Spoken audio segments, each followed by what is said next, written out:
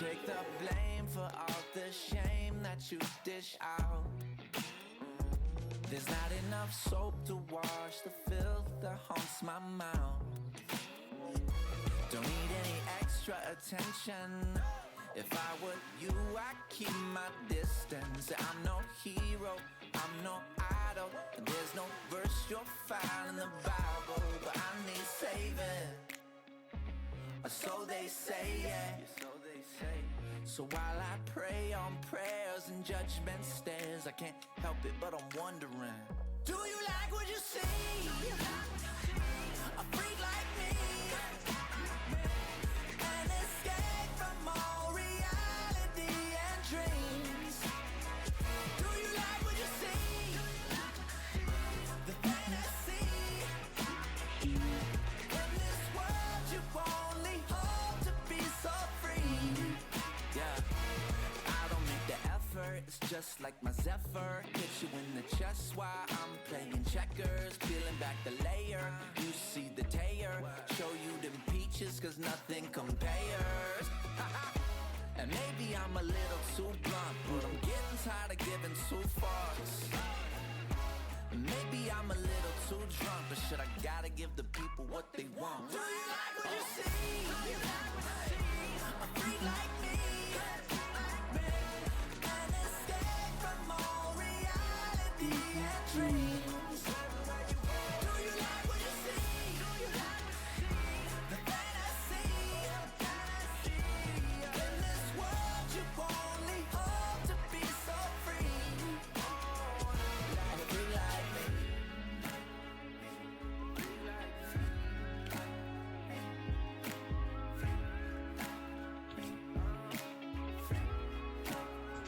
Every day I just, every day is like, every look is like, think you wanna be the, do ya? Do you like what you see? Do you like what you see? A freak like me, an escape from all reality and dreams. Do you like what you see? There we go. The fantasy. Shadows. In this world you only hope to be so free. Shadows, my shadows. Hello. Welcome to the stream. Welcome, welcome. I don't have the game up quite yet because I still needed to update it, but there we go. Very exciting. I do miss Jesus. I am missing an achievement is what I was saying. I think this is, I don't know which of the DLCs this is from because we, oh, very exciting. It's one hidden achievement. I think it's one of the spirits I just, it is Katsudon. I don't remember that or what that was. Something surely. Let me start it up really quickly because we've got the brand new DLC came out on Monday, but we are of course playing it at my earliest convenience, which is today. And this is a train themed DLC. The whole thing is about going on a productivity journey. It's a charming train ride. It looks absolutely gorgeous as everything does. Or Spirit City. Oh my gosh, look at outside the fucking space. Gorgeous. This is I forgot the Among Us. Yeah, the Among Us is the last thing we did. So thus we have all of our Among Us's. But we got a little news. Now available Monday release. Super exciting. And also I think from Monday Spirit City's officially collabing / affiliated somewhat with Lo-Fi Girl, so the Lo-Fi Girl music is in the game, I think. Oh my gosh, look at the fucking art! Oh my god, that's sick! Look, the first one is Lo-Fi Girl now. And you get to have all of the music. Sad, reading, study, lazy vibes, popular, and back to school, and best of Lo-Fi. And of course you still have all of the classic music, and ooh, this is nice. You have a liked songs section now, new and external. There we go. If you wanted to have your YouTube music, and nice, you can disable individual songs now. You can like individual songs. That's so cool. You can basically make your own playlist if you. So anyway, very excited. I had, of course, had the DLC on my radar, and when Mooncube Games reached out and asked if I wanted to do some content about the new DLC and also do a little giveaway for you boys of the base game, I was like, I am fucking here, I am there immediately, say less. You guys know, or may not know, Spirit City is my most played game on Steam, even though it's not really a game in the traditional sense. It's more of a productivity tool with some gamified aspects. But this was one of the things I did to get me through my bachelor thesis, and I thus have like 160 plus hours in the game, and I think I had about 150-ish on just the base game alone. So if you are at all interested, you're maybe in college, you're maybe in school, you're busy with like life, you're like maybe just like managing your like finances or your household or anything, like you don't need to be in education to potentially benefit from this. If it's at all interesting, and it has this like Pokemon-esque mechanic of catching spirits. Get to see now we have the third tab here with this little ticket stump. That's so adorable. But yeah, I am missing one apparently from the base game, not the crewmate. I can't believe I missed one. During my after dinner stretches, I felt the presence of a curious spirit. So yeah, the way it works basically, you have these little hints on what exactly the conditions are for each of these little friends to join in, and these are the ones we've already got. You get like a little Spirit Dex entry for them. There's a lot, and there's more added all the time. Well, not all the time, but pretty regularly, I'd say. And then, of course, we have the kitchen ones, where I've just started to collect the new ones. When we did the readathon stream in June. And then now we have the train ones, which it seems like we are getting 11 new spirits that are the train-themed ones. I've seen a little bit about the new designs and creatures that they've got for All Abroad, but I've not looked into it a lot because I wanted to go in mostly fresh, and we can check out all the new stuff, but also, of course, check out the old stuff. And as per usual, now we got the locations. We got bedroom, and we got train, board spirit railways, and drift through, changing scenery. Very cool. Love that. But first, of course, we gotta design ourselves for today's stream. If you're wondering what we're doing, we're gonna, of course, check out all the new content in the game, but we are also gonna use it in its intended form, which is as a productivity tool. So I want to catch up on my written to-do lists, because during Gamescom and everything, I kind of fell behind, and I want to catch up, and of course, tell you all about the things I've been doing the last 2 days, and then do some other, perhaps some reading, etc. And at 7, so in about a bit more than 2 hours, we are doing the giveaway. So for the base game. So I have 2 keys of the base game. This is just the base game, not the DLCs. However, if you are someone who is interested in the franchise, the base game is currently 40% off. So for me, it's €7, which is very excellent. And Cozy Kitchen, which is the first DLC, is 10% off. It costs 7 as well. And the brand new DLC, check with the pricing, is also is €780. It's not off, it's not like discounted, but you can also get the all-in bundle with all of the DLCs. That's also discounted. So if you're at all interested, you of course have a chance to win the base game, but the DLCs are also very affordable and in some cases discounted. Bish bash bosh. But yeah, if you do want to enter, I had an option in the Discord already for anyone who wasn't able to make it or isn't able to make it to stream, or maybe can't be here at the time when we are announcing, but or at all can't check in. So I'm gonna take those entries, of course, into consideration. a bunch of you boys have already entered there. If you have already entered on the Discord, you do not need to enter again on stream. If you do enter again, it will be counted as 1 entry total, because I didn't want to like have people be privileged more than if they were able to make it to the stream or not, because the whole idea of the Discord entry was as a supplement. So if you've already entered there, you are fucking good to go. If you have not entered there and you want to win the base game copy of Spirit City, which again you can have about 150 hours of gameplay content of like achievement getting, you want to get to level 50, which as you can see I am, maybe it's kind of hidden, I'm at 51. And you want to capture a lot of spirits. And there's also still content updates coming out for the base game, even if they have DLCs now. So don't worry, there is also free content being added to the game on a seasonal basis, I'd say. So last year I think there was like 4 or 5 big content updates and maybe 1 or 2 smaller ones total. So we had spring, summer, Halloween, we had like holiday season / winter, we had like the Among Us one.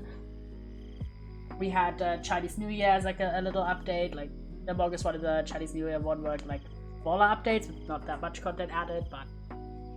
And of course there's also more like customization added, like for example the ability to have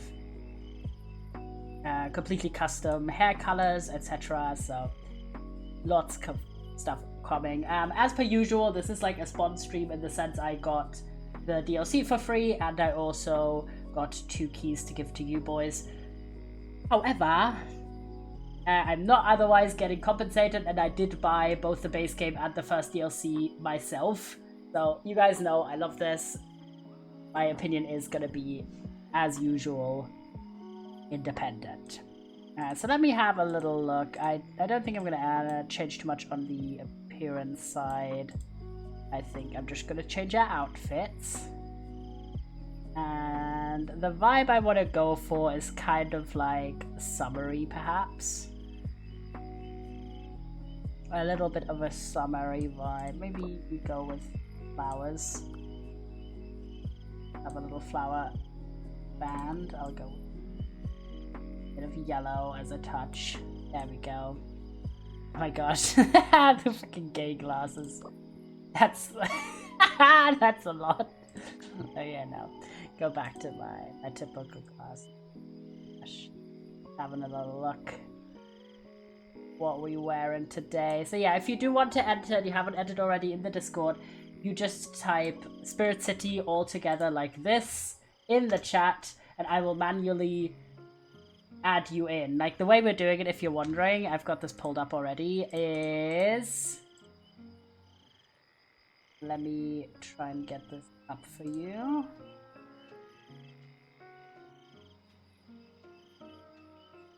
There we go. The way we're doing is by this kind of wheel, because of the fact that I'm adding in the Discord boys. I can add them in now if necessary. There we go, because I know who entered. So we've got James, Preacher, and we got Alex, Alexide, and Ether have entered. James, indeed, yeah. James parentheses. So this is who is currently in, and I can manually type in the names on the right side. So if your name is on the right side, you are entered. There we go. So anyone who types in Spirit City as I wrote it with no gap, like if you make a mistake, I will still enter you, but it's basically if you type in Spirit City, ideally with no space, but if you happen to have a space, I will still count it. I will manually type in your name and then we will spin. I do have 2 copies to give away, so there's a lot of chances for you boys to win. And as mentioned, if you don't end up winning, you can still get the base game 40% off at the moment, which I feel like is a pretty good deal. I think we want to go for maybe kind of... No, that's an adorable shirt. I'll go with the gay ink shirt. I really want like so many of these items I would wish they existed in real life. They should make them as merch. That would be sick as hell. Like I'd buy this shirt. Let me see, do we have any shorts per chance? I really want some more patterned shorts. Right now we just this is the fucking Among Us is killing me, by the way. But wait, we have like maybe that's maybe a bit very short, but you know what? We'll allow it. We'll allow it. All right, and then we can maybe get some gay socks. We have gay sock options. Give me the gays. Already going in. I want to try. Do we have like pastels? There we go. That's cute. And then some shoes. Considering the theming, I'm kind of trying. Well, some basic. There we go. That's kind of cutesy. But we're definitely gonna not have the Among Us. The Among Us just kills me every time. But I think we're gonna get the cappy from the DLC because look how cute it is. Oh my gosh. So yeah, we're first gonna try. Oh wait, there was something else. Wardrobe. Activity items. Oh my god, this is completely new. Holy shit! You can have a custom computer. What? All right, very exciting. So look at these guys. You have this one with like a sticker, then the Lenny one, a little heart. Let's see, we got the gay one. Got a star, cat excite. These are so cool. I didn't even know about this. That's sick. Yeah, after I've finished my thesis, I haven't used Spirit City as much because, well, the main thing I was using it for was already completed, but I don't know if this was from the last update that they pushed out or if it was related to the DLC. So take it with a grain of salt. I am gonna go in with the gay one, but I want it to be okay.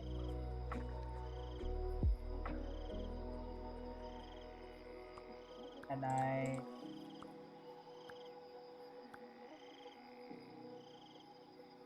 go. That's pretty okay.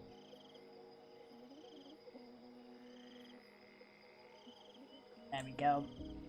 Matches. And these are only 50. That's sick. And you can also have a different book. You can have a witchcraft book or like a book. You can also color change the book. That's nice. Have any kind of. I'll go with this color. And you can also change the console. Oh my god! Wait, look at the console. The OG. It's the blue one with the little monkey design. We have this red and black, kind of giving what's the name? Shadow the Hedgehog core. Then we have this. Oh my god! Wait, it's a fucking Animal Crossing one. Well, it's not actually Animal Crossing, but you know, it's a Tanuki one. Oh my god, that's so cute. And then this pink one is just a pink. Okay, with like little, kind of giving cat energy with the little face design in back. But yeah, I'm definitely gonna go with the Tanuki one. I don't care. But yeah, that's so neat. I didn't even know this. Okay. Look at our little guy. He's playing with. Okay, so we definitely gotta go for the spirit from the base game first that I don't have yet. Remember, after dinner stretches, I felt the presence of a curious spirit. Okay, so after dinner normally would be. That's not what I wanted. Activity. Would that be?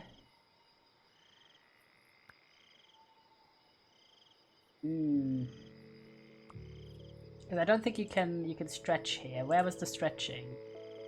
Stretching! Aha! There we are, guys. Get some stretches in. Stretching with my fictional self here.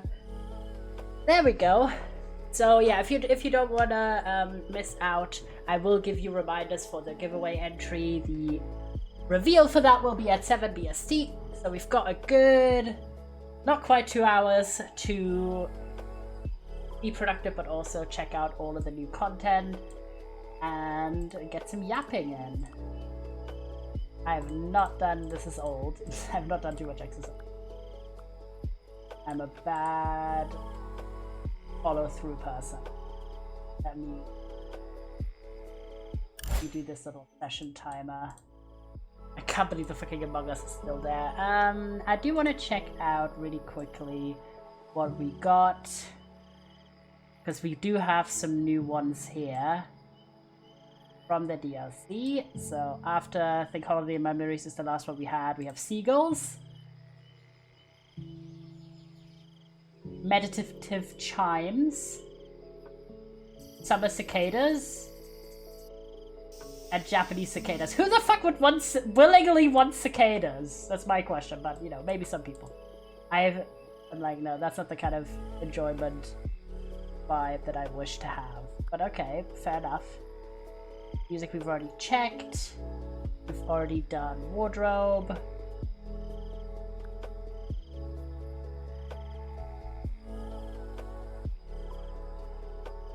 Yeah, you can change the timer style to be circle now. Sync train to session timer? That's so cool! Because now you can have this as a circle and it becomes this like minimal circle if you're not hovering. That's pretty neat. Okay, we're gonna keep that because I actually like the visual timer function like this. I did like the timeline too, but... And I do have my... He's actually quite accurate. And my friend L just put out article about finishing his bachelor thesis. So I wanted to read that, and I also wanted to read in general. Little to-do list. I can have in the corner. I can have you there. Excellent. But yeah, anyway, I hope you guys have had a good start to your week. As usual, my first 2 days of the week I always work now, so I'm a bit... I don't know, for me it almost feels like I just get thrown in the deep end. Even though I've not had like a traditional week schedule ever, it's still like so much of the world is structured around like, okay, the work week. So now that I work on Mondays and Tuesdays, it's kind of it's just different than when I worked on Wednesdays and Thursdays. Especially when it's busy and I have to do some maneuvering. And also, they're doing fucking track works on the journey like that I normally take with public transport on my way to work. There's a section of the train tracks that is not usable anymore, so I have to use like replacement trains, and it's not even replacement trains, it's replacement buses. Because the train tracks are there's like one section that is only one section that leads in that direction. There's no alternative train tracks, so you have to take the bus, and it's such a pain. Especially because, okay, the more amount of like changes during a journey, the higher chances that something goes wrong, like something gets delayed and the entire fucking structure falls apart. So I've had it like both days that genuinely it took me 40 minutes to more than an hour more longer than it normally would to go home. And normally it takes me to like about an hour. So literally like yesterday, my work home, it took 2+ hours. It was a nightmare. And that was with me already taking an Uber for the like final section because the bus driver was a bastard. Okay, hear me out. Why are some bus drivers literally the people with the biggest grudge against the world? Because like it was me and this other person. The bus was still standing on the station. Like I took a bus to go to this train, like to this train station area with all the buses. So, and that bus that I took was a bit late. So I arrived and like I saw that the bus that I had to take home, my final bus, was already waiting. So I ran over, and another person right in front of me was also running over. They were a bit ahead of me. And they had walked up to ran up to the bus, who was still standing, by the way. This bus was not moving. It was like a minute after the bus was meant to have left, but it was still there. And this person knocked on the door, and I, also running, right, see the bus driver literally do the I don't think so finger waggle, shake his head, and then drive off. And I was like, bitch, are you serious? Like, he saw me still running, and this other person was like literally standing in front and knocking. I was like, oh my god, Sue, actually evil. Like, I get he was a minute late, but like, bitch. Like, you could literally, like, so many times there's bus delays that get caused by, like, reasons that are beyond the bus driver's control. Like, I don't know, fucking construction or whatever. But the one time where you could be nice, if you're already a minute late, you could be another minute late, you know what I mean? And, like, let people in. Especially because the next bus would have arrived 45 minutes later! That's why I took a bloody Uber, because I was like, I'm not waiting 45 minutes after my journey to this point was already an hour and a half. I am out of here, I'm gonna pay the 14 quid to get an Uber home. I don't care. Like, I will sacrifice this money right now to just get home. Especially because, as you guys know, I am, at that point, it's about being late, it's about being a fucking decent human being. Exactly! And I'm just like, dude, some bus drivers are super lovely and really sweet. There's a lot in the area that are lovely, but a few, like 2 or 3, are just like evil and just rude for no fucking reason. Brother, can you get a grip? Just a bit grim. But yeah, so but, as you guys know, I'm watching still in my hyperfixation on Criminal Minds, and I'm watching the newest season, season 18, which is not on Disney Plus. I have to procure alternative means to watch this newest season, because what I found out, honestly, I found that out via Abbott Elementary. Disney Plus is really fucking slow in putting up the newest season of a show if it's like just aired. Maybe they're just really slow at getting the rights, because this is not about Disney Plus originals, this is about shows that they have acquired. For Abbott Elementary, I think the newest season, season 5, they didn't get that, like, it took more than 6 months, if not more, like 9 months, after the episodes had aired for them to be on Disney Plus, which fucking sucked. So I was like, I'm not gonna wait that long to watch Criminal Minds. So I could only watch it at home now. I can't, like, download a few episodes and watch them on, like, public transport. And that's why I was like, okay, I want to go home and I want to watch my show. I don't want to, like, sit around for 45 minutes to wait on the next bus. So, yeah. Gave that money a go and got an Uber, which thankfully arrived quite quickly. Rare wins, because I live quite rurally, but this train station is, like, in the city, so it wasn't too bad. Happens. But oh my god, that was such a pain. And that's kind of been a bit of a extra exhausting factor of just having these, like, longer journeys. And then also both days at my work, because normally I share an office with 2 people and there's 2 desks. So if both of them are there, or both of those desks are taken, I have to go to an alternative location. I have to find some other spot in my office, like another room that is available, and I hate it. I hate when I come in and the first thing is I have to, like, get the general key from the place that it's stored at, then ask my boss what spot I can sit in. I just want to go in and sit down and, like, start doing my work. I don't want to have to do all this shit, but it's because I don't have my own key, A, and B, I don't have, like, always an available slot. I'm very much just only taking, I only have a spot if it's free, basically. So I had that both of those days, and oh my god, it was a pain. Especially if I have to share, like, an office, because my favorite thing is when there's no one except me in the room, and I don't have to feel stress. Because it's not even that I don't like socializing with people, I do. I just find, like, the passive existing in a space with people where I feel like I have to be on my, like, best behavior. I have to be, like, all professional, I have to be polite, like, I have to be attentive the whole time because I don't want, like, accidentally want to be, like, disruptive to them, you know, I don't know, it just feels, it's like the ultimate form of masking. It's just more work than it would be if no one was there. But honestly, can I tell you about what I've realized is my least favorite thing about socializing in the office? Having to say hi while walking past people in the corridor. Because is it just me, but I am literally so bad at, like, getting the right volume. I always feel like I'm either too loud or too quiet, most of the time too quiet when I'm, like, trying to say, like, hello, and I never know if I'm, like, at what point, like, distance-wise, is it, like, acceptable to say hello to the other person, because you don't want to shout across the fucking hallway, but you don't want to be rude and just walk by without saying hello.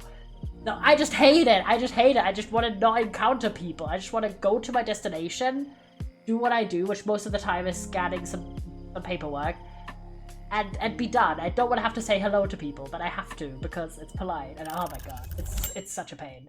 And I genuinely feel like I'm so bad at accurately saying hello in that situation and not have it sound like I'm it's strained or too quiet, too loud. Hate it. Hate it. Or it's like I'm out of breath, but I'm not really running or anything. I'm just like poorly pacing my speech. Not great. By the way, if you're wondering why we are on this not doing any changes, if this little rotation is happening, it means a spirit is being lured, patience is key. So if you're in a particular location at a particular time of day and you're doing a particular activity, that is like the factors that influence the spirit coming. It could also be sounds that are occurring at the moment, but in this case it's not important. And patience indeed is key. Like it can take at times like 10 or 15 minutes or more for a spirit to be lured, so you just kind of vibe in. But yeah, so that was kind of a bit annoying, like all the public transit shit, and then also having to always locate myself wherever was a bit of a pain. However, on Monday, aside from work, I also did some laundry because I'm trying to catch up. And be all prepped for autumn arriving. So I'm doing all of my jumpers, all of my like wool, like knit work, anything like that, all my shirts. It's just getting washed. Very exciting. I know, but I'm happy that I'm finally catching up on that. And then in terms of reading and watching, I've actually made a lot of progress. Very exciting. So on Monday, I did, as I mentioned, finish season 17 of Criminal Minds, which was the last season that was on Disney+. It was really good.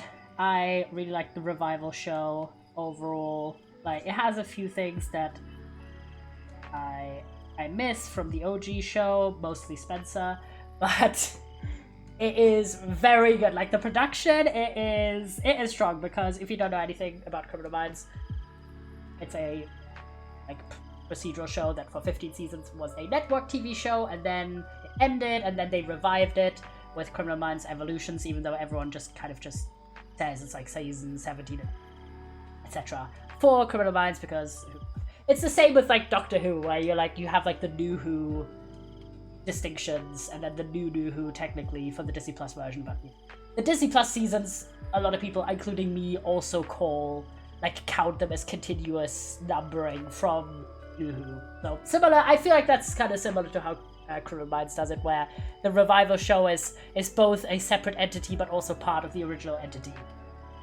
if that makes sense. And the big thing with it is that it is made by Paramount Plus, streaming service, so they don't have to follow network rules, which is great. They added more gays. People are allowed to swear now, which is excellent, and honestly, it's hard to remember that it didn't used to be that way always, because it just fits so well into everyone's characters. But yeah, so the first one, season 16, I gave an 8 on 10, and season 17, I gave a 9 on 10, guys, because, oh my god, it was very, very good. Loved it, excellent. A lot of great moments, yippee, in season 17. My favorite one is an episode called Message in a Bottle. Such a stellar episode. Get that trauma working through moment. Love that. And one of the best things, aside from the swearing in the revival, is that people actually go to therapy. Who could have fucking figured that one out? People actually specifically straight up say, like, if a character of the main cast has PTSD, like, it's straight up said. Not saying they didn't do this on the older show, but like, it took a lot more for people to get there. But like, now we're like, okay, we are actually straight up saying it, and we are not pulling our punches. I absolutely love that. So it's just a bit more like of a modern way of handling things with mental health, which Criminal Minds, the original show, also did in its later seasons especially, but you know, it was still network television at the end of the day. So I love that. And then also we had this great moment in Message in a Bottle, which is Emily and JJ having a heart-to-heart and have this incredibly gay-ass coded conversation. Like, Jesus Christ. Like, I am not always particularly behind the common Criminal Minds ships, Some of them, I'm like, I get it. Some of them, I'm like, I love this for you because you're making more gay shit, but I don't necessarily see it. But damn, if that episode didn't make me see it, because holy shit. And they did the trope of like them getting high together, more or less accidentally. And I love that trope. It's just always fun. Okay, here we are. So, anyway, that episode, and it's generally season 17, very good. Really liked it. And now I'm on season 18. Again, I just have to kind of watch at home. I will elaborate further. But yeah, I did watch that on Monday. And I also watched a movie. Can I get a clap, guys? Because I was stuck in transit on the way home, and I, of course, couldn't watch any Criminal Minds because, well, it's not on Disney Plus, so I can't download it. But I did download a movie, so I watched that on the way home, and I finished it at home. I watched the movie Zombies, the Disney Plus, like not Disney Plus, Disney Channel movie, sorry. But it is on Disney. For one reason, and one reason only. It's like a very like cheesy musical movie about like a cheerleader and a zombie having like a romance, and it's like kind of a they're from two worlds kind of situation. And the reason why I watched this is what I completely forgot to tell you about Sunday, is that I am a big fan of another Paramount show called School Spirits. I love that show deeply. It is a supernatural crime show about basically it's about a girl called Maddie who finds herself as a ghost in the school, and she doesn't know how she ended up there. Like, she doesn't know what happened to her, she doesn't know how she died or anything like that. But she realizes that she's not the only ghost in the school. There's other school spirits there. And she ends up encountering all of these different characters, and all of them are from different times, because they, of course, didn't just all spontaneously die. So it's all of these historical characters, like, as in historical teens. And she tries to figure out what happened, why she can't remember how she ended up there, and this whole mystery of what's going on. And it is so good, the lore is crazy, and it has excellent characters. And I had actually watched the entire show 2 times, except my second rewatch, I did that right before the final episode of season 2 came out. So I watched the entire show twice except the final episode, because I only watched that once when it came out. So I just rewatched the final episode to make it a nice, clean, complete rewatch, basically. And I forgot how evil the cliffhanger is on season 2, but anyway. And one of the people who is in that show is the main actor of the movie Zombies, Milo Manheim. And he's amazing in School Spirit, so I really wanted to see this movie exclusively for him, basically. Even though it is kind of a trashy movie. So I watched that. It is a very trashy movie. Like, the story is paper thin, the costumes are paper thin, everything is paper thin, the settings are awful, but the choreography and the songs are actually bangers. So if you're looking for like very much that classic like Disney Channel like cheesy shitty kind of movie, and you like Milo Manheim, he's a very hot man. And he's amazing in this. Like, holy shit, I looked up his biography after this and I realized why he was cast in this movie is because he was a Broadway kid, like not specifically Broadway, but he did theater before, and he did musical theater specifically. So yeah, and you could really tell in this movie, like, he is the standout in that movie, and it's excellent. I do want to watch the sequels, just even though they're trashy. So I gave this movie a 5 out of 10 because I did like the music and the choreography, and specifically his performance in this.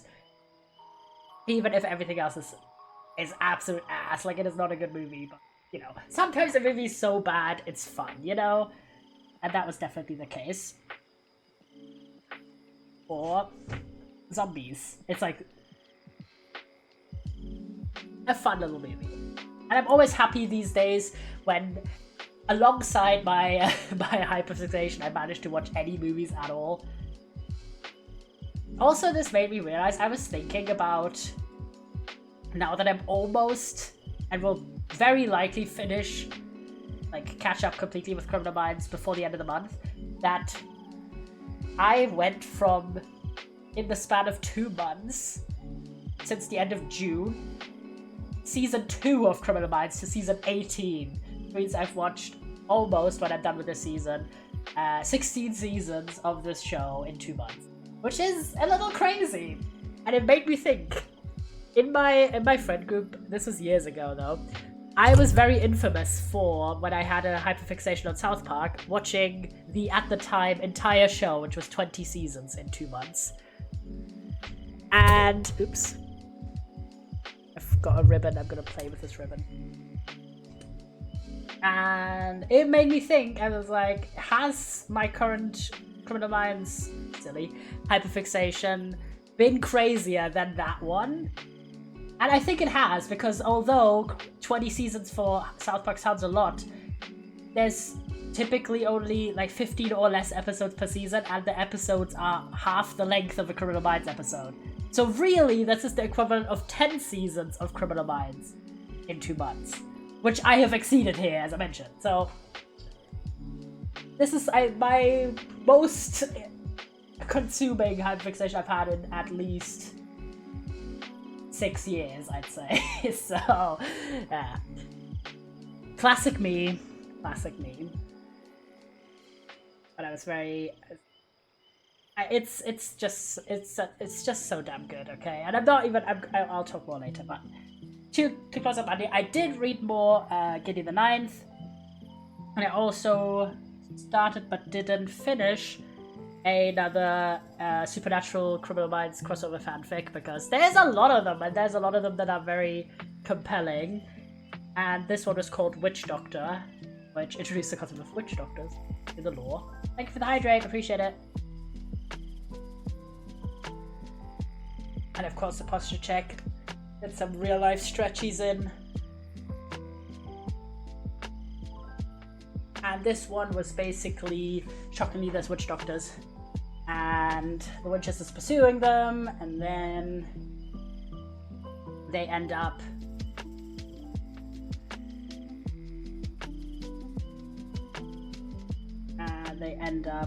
kidnapping Hotch and Spencer while they are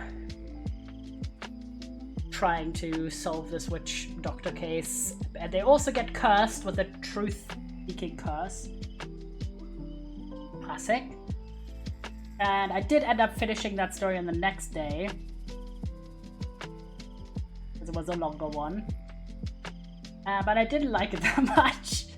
I still haven't figured out like the absolute sweet spot. I was trying to figure out if there's any common themes between the stories that I end up liking a lot and the stories I end up liking not that much, in terms of like release year or anything, but I haven't really found anything. But this one, I like the premise a lot. And I always love this kind of, which is a very central theme in any kind of like non-supernatural crime procedural show that does like a crossover fanfic with supernatural, is basically like trying to understand the Winchesters' actions from the perspective of someone who doesn't believe in the supernatural. So in this case, Spencer and Hodge like try to profile what the fuck's going on while obviously not being believers, and thus everything is from the like a criminal psychology perspective rather than the supernatural perspective. So I really like that. But everything, like this was one of those cases where the concept was super cool, and the initial bit, like the first maybe 1 or 2 chapters were really cool, but then it just kind of devolves and goes kind of crazy. So in this case, the Winchesters just do a bunch of really dumb shit that you would never do if you've just kidnapped 2 federal agents. Like, they go on a ghost hunt while still having them kidnapped. They also bring them to Bobby's and have them like held there for a bit, which you would never expose that information. Like, it was a lot of that kind of shit. And also, I didn't like that they stayed very surface. It's just like, come on, the Winchesters are not that fucking stupid. Like, hello, are you serious? I get they are like very caught up on this whole like they're being cursed with the truth, like telling spells, and they have to do this ritual thing to try and undo that, otherwise it's permanent. But be so for real, be so for real. But yeah, I also didn't like that they stayed very surface level, like in terms of the conversations. Most of the conversations that happen are just about like them trying to escape and then being like corralled, and like the witches are showing them that they won't hurt them and everything, but they never have like any in-depth conversations. It's a lot of mostly Spencer but also Hotch kind of being in their own heads and trying to like basically analyze what the fuck is going on and how to most effectively minimize harm to themselves, which is interesting. I just thought they did dive in. And then the ending is super anticlimactic. Basically, the team figures out where Hotch and Spencer are, and then it immediately cuts to them already being rescued. Like, the entire rescue is completely cut out, and also in this story, it's SWAT and like on-site police that rescue Spencer and Hotch. Well, and pick them up basically after the witches are like, hey, we're done, we're gonna leave you in this motel or whatever. Which that, from like a realism POV, and the person like that wrote the story argued, like someone like also had this question, like why did you write it like this, that they just get off camera essentially rescued by the locals. And they were talking about how, despite liking Criminal Minds, they wanted like a more realistic approach, which obviously Criminal Minds is a fucking television drama show. Like, this is not realistic law enforcement behavior in any sense of the imagination. However, and this is my central thing, it is not realistic law enforcement behavior. However, on Criminal Minds, every single time someone from the team gets kidnapped, held hostage, otherwise is in danger, the team will do everything to rescue them. It is a core part of the show, and to not have that for realism reasons or whatever breaks the canon of the show completely. You cannot make the argument, like, literally with how many times everyone, like me and my friend talked about this, literally everyone on the main team who's been there for a few seasons has been kidnapped at least once, or held hostage at least once. Honestly, everyone has been held hostage at least, if not kidnapped outright. And there has never been a case where the team was like, oh, we're gonna step aside and we're just gonna like not try and rescue them. You know what I mean? Like, it is not... Is this realistic to do? Obviously not. In real life, you would not have any people who are personally involved with the hostages or with the kidnapped people. You would never have them work the case because of conflict of interest. But in the show's canon, this doesn't matter because it's a fucking television show. This is not realistic. So that completely broke, to me, the faithfulness to the canon of the show, specifically. And I hated that. And the ending was super anticlimactic because of that. So that was really annoying. And like, so many times I've had this where the setup of the story I'm reading is really good, and that's the reason I start reading it. And then it's like either characters are written out of character in a way that is so significant that it like breaks the immersion for me. Because at that point, write an original story. Don't write a fanfic if you're not gonna have the characters be at least believable. Or the case is just executed in a way, or things like end really abruptly. Like, you need the pacing to work, you know? But this one unfortunately did not work for me. Witch Doctor. But then on Tuesday, aside from having a bunch of fucking long ass travels again to home, I locked in on reading, guys. You are not ready. I've literally finished 8 different books / stories on that day. And yes. Oh my god, we're getting it! Finally, holy shit. Oh look! Oh my gosh, it's the fucking ramen cat that the sticker is from. Hello. Oh my god, and now I finally have 100% of the achievements again. Katsudon! There we go. And of course, I've also gone to level 52 now. Excellent. Love to see it. Okay, now we get to do some fun things. And number 1 is I'm gonna have a little look-see in terms of, oh my gosh. Yeah, I forgot the summer stuff came out. I don't think I've got the summer stuff. So let's do one more revamping of the room. This nice beach scene outside. So I want to go for a summery theme. I think that would be nice. perhaps, yes, a bit of this like pastel-y vibe. We don't have that much currency anymore because I did do a lot of spending, but we can try and do the best.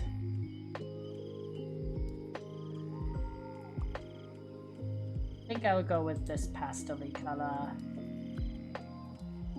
Go with like blue, but make it even lighter. There we go. Wait.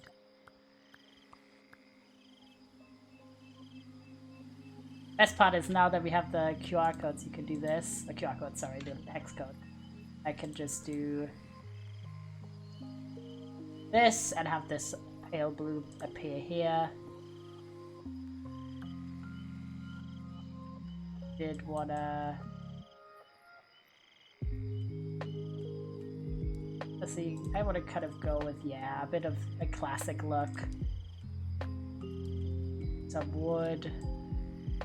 You want to go with this pale blue on the ceiling. Match. Yeah, 8. So yeah, as I mentioned, Witch Doctor was the first one. But then I realized, okay, because the current season, or the most recent season of Criminal Minds is season 18. And so I checked back on the 2 fics that I paused because I thought they had spoilers in them. Because something popped up that I didn't remember happening in the show. So I was like, okay, I'm gonna pause these stories because they're quite recent. Until I have watched to the more recent point. But I checked the posting dates, and both of them were like a year or 2 ago. Which the current season is from 2025, so I was like, okay, it must have been that what I thought was spoilers wasn't actually something that happens in the show, but something that the people made up who wrote the story, and thus it's fine to read on. So I did read on Chain Reaction, which I only had 2 chapters of, and this was so evil. It was a case of this was something that I thought was a spoiler, but really it was something that has happened on the show, but it was just written differently than it is on the show. Because it was like a mention of someone breaking into Spencer's apartment and kidnapping him, which I thought this would be something that happens on the show, but I hadn't watched. But actually this was a rewrite of Spencer's abduction by Tobias Hankel in season like 2. But it was just like written that he was kidnapped in his apartment instead. So this is the case, but I could have finished the story like a month ago and I could have avoided this whole thing, but alas. It happens that you think something is a spoiler when it really isn't. But I did finish that story and I ended up thinking it was pretty fun. This was like one of those AUs where Spencer works somewhere else, but he still ends up the team in other ways. I thought this was cute, this was fun. And then a similar thing but different happened with the other one I was reading, Quarantini Group Chat, which is like a chatting fic. It was pretty silly. But in this case, it was just something that has never happened. That I thought was a spoiler for something happening in the show, but it just didn't happen. It was just something that the person wrote independently. It happens, but I did finish that as well. These were both longer stories. And the Quarantini Group Chat one was really fun because everyone was very queer and very neurodivergent in the story, and it was very funny, lots of meme references. That's what I love in a chatting fic. But it was a lot of like really fast-paced developments for people's romances, and I'm a bit like, if you've had like canonically, if you're writing characters that have known each other for years, but then they end up getting into a romantic relationship, that is by definition a slow burn. So if you then speedrun them actually getting together, or like making their relationships more official, then that to me mostly comes across as like just rushing things. And then I'm like sad about it. Okay, I'm not gonna add. But actually, I think I'm gonna add, yeah. Or maybe not. Maybe not. The style. These kind of winners just look so wrong because I'm just used to having the round ones. I'm gonna just leave color, of course. Also check brown. Actually, maybe this one. I think I'll go with the square.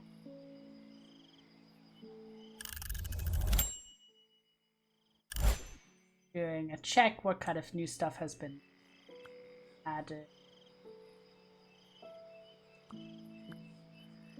Pink one. Still going with the colors, and I'm trying to save a little bit on money. No idea what the trade stuff is gonna behold.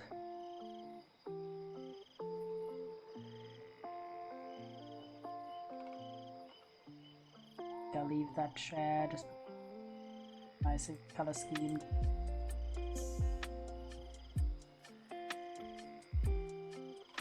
Holiday decoration. Games.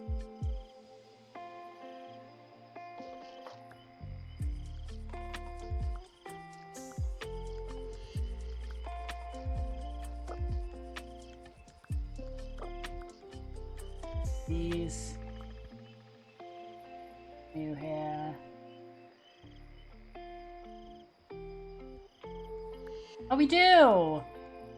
We have some cocktails, but I won't. I think I want this, but somewhere else. I'll go in with a mug. The gay one, there we go.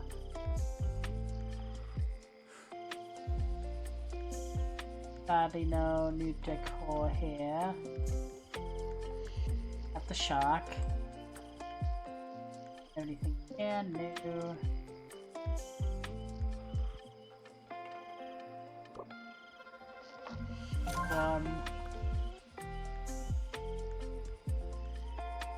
Among Us.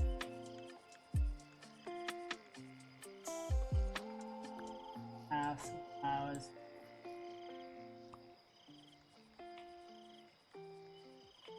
And the spare.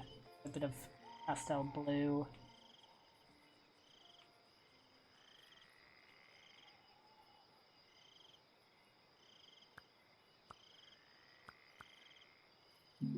Bed here. Sunny, bad hours.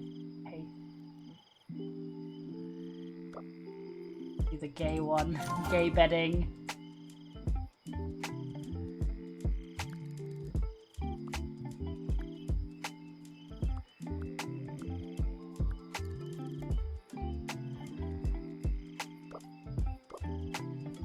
This one. Cute.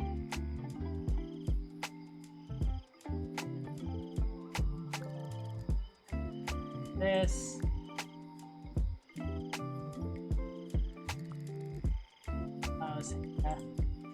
A window.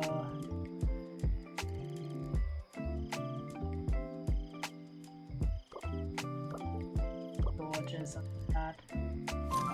Yes.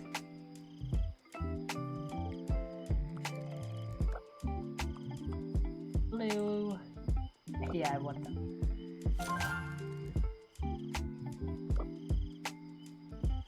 Throw in a few flowers. Plants. Generally.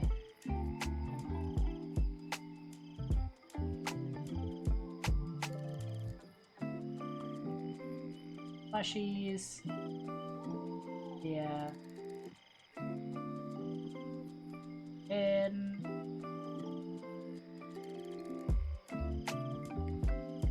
Okay. Actually, this one's kind of African. I'll go with you. Fireplace.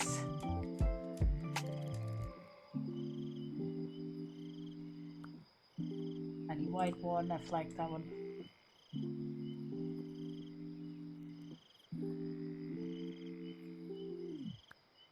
Blue. Any new rugs? No. See the gay rug. A little bit of that in. Yapping in it. Decoration. Flowers.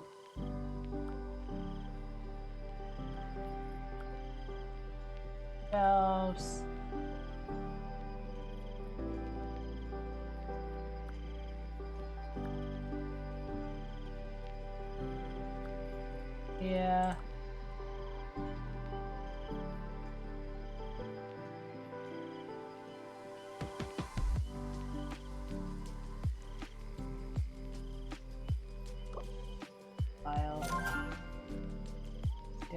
kitchen, but I think I'll leave it.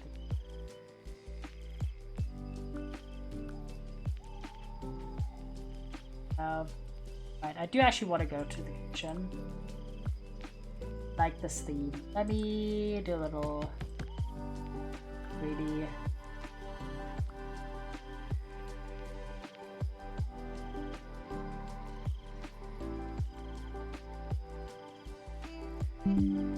There we go. I love having screenshots of my room design.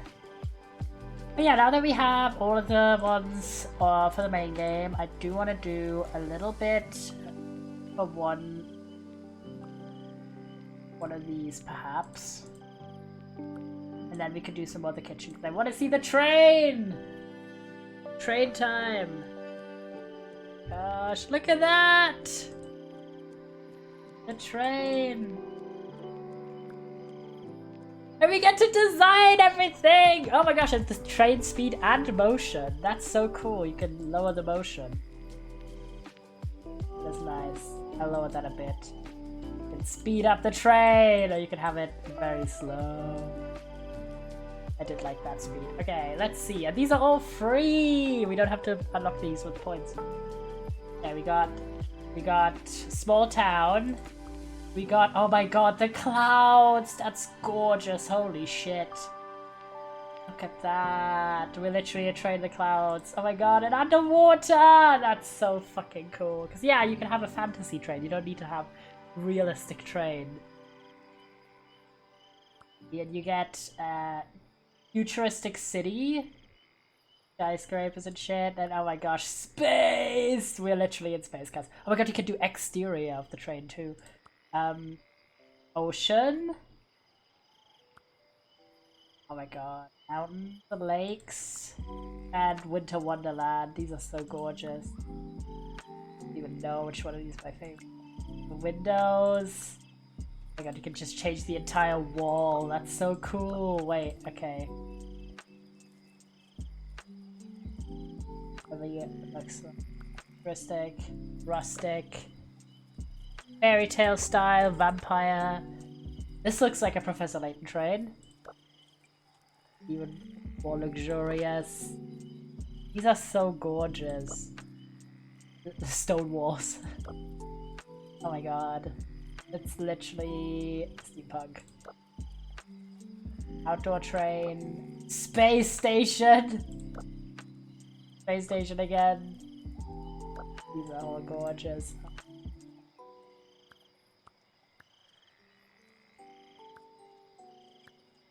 Change thing.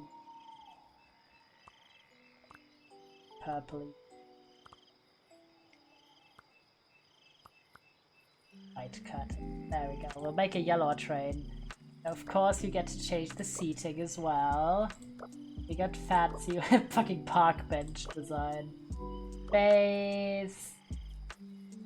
Ram. Oh my god, look at that. These pug. Little buddies. Foil. Go with this.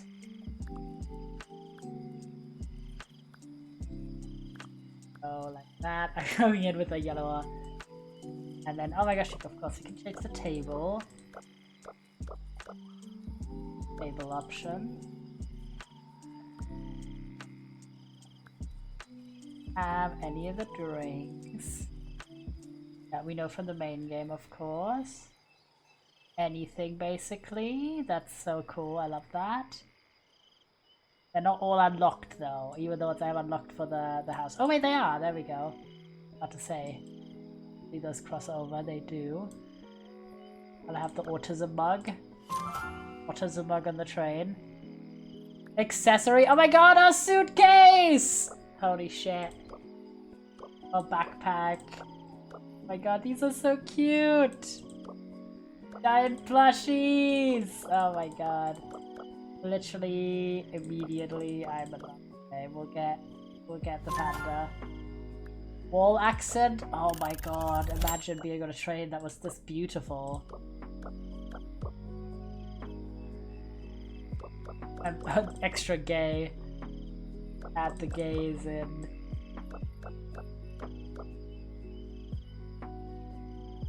know, just like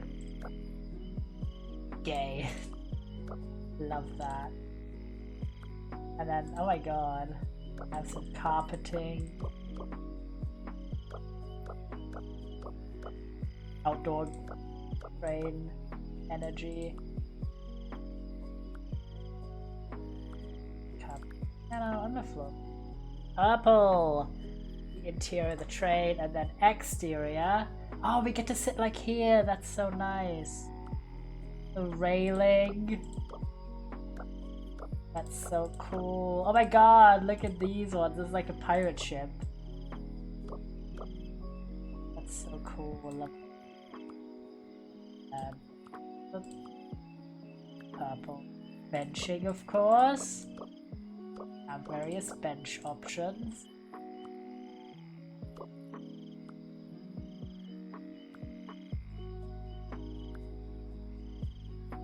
So, golden apples. Also have more accessories here. Here. Case. And oh my gosh, plants! That's so neat. Love these. Different jugs. Crutches or a cane. And a bit of pumpkin on the ground.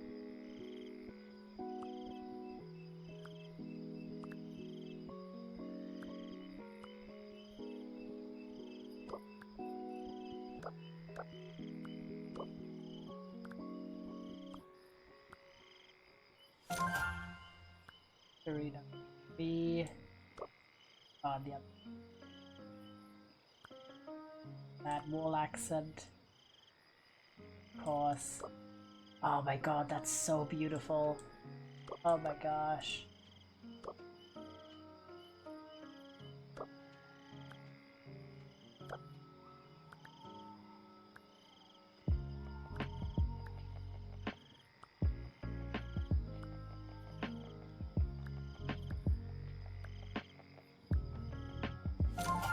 That.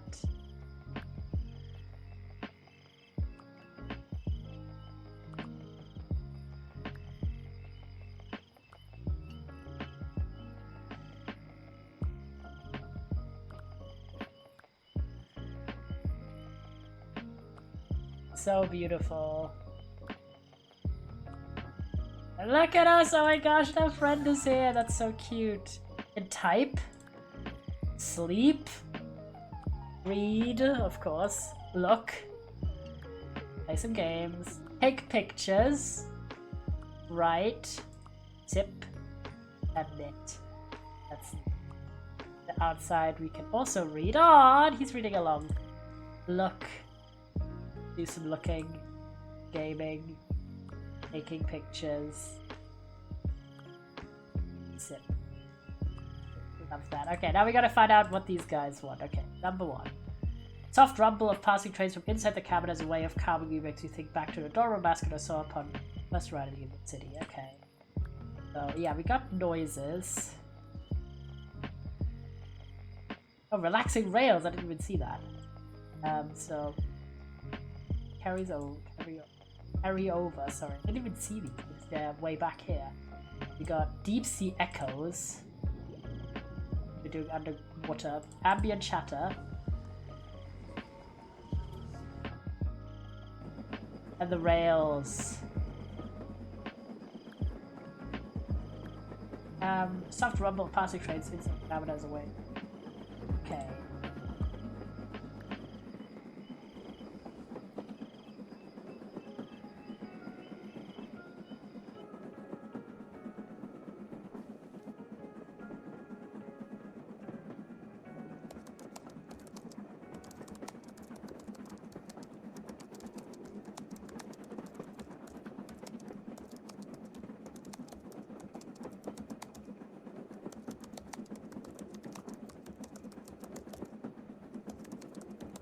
Time.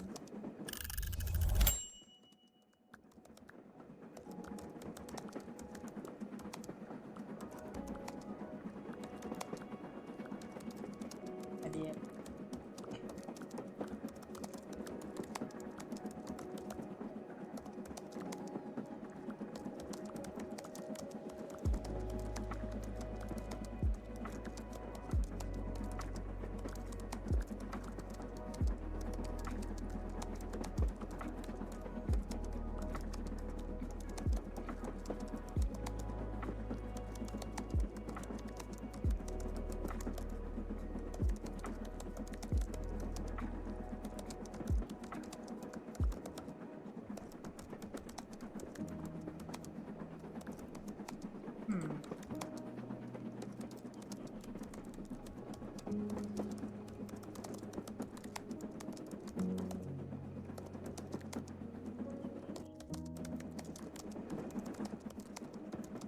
the rails. I don't know why it's not starting.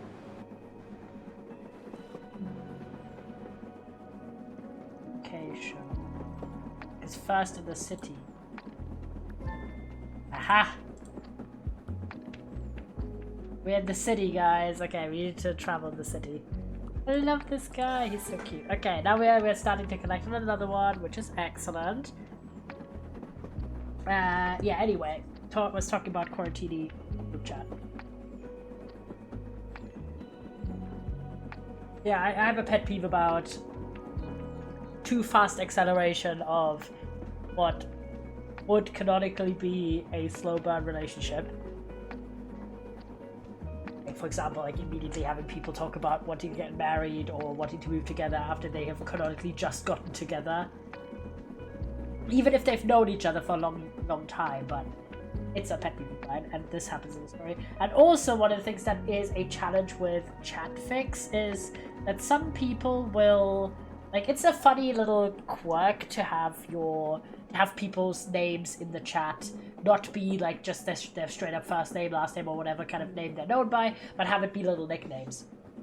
And that can be a lot of really funny and silly scenarios through the names. Like, for example, this story, like, Hotch's name sometimes is like just Dad in the group chat, which is very fun. But the problem that this fic has, and like some fics do indulge in, unfortunately, is if you have too frequent of the nickname changes and also have like ones that are very similar at times, where like the whole group has like one joke and then they all name each other based on that joke, then it's so hard to remember who the fuck is talking at any given point. And this story does this a lot. Like there's like one chapter where there's literally a joke about all of them naming each other Dad, and they're trying to figure out who actually is who, which is funny, but it's so hard to follow. So this was kind of a mixed bag. I did like the memes and the jokes, and I liked the neurodivergent and queer rap, but it was a lot. Not a mix.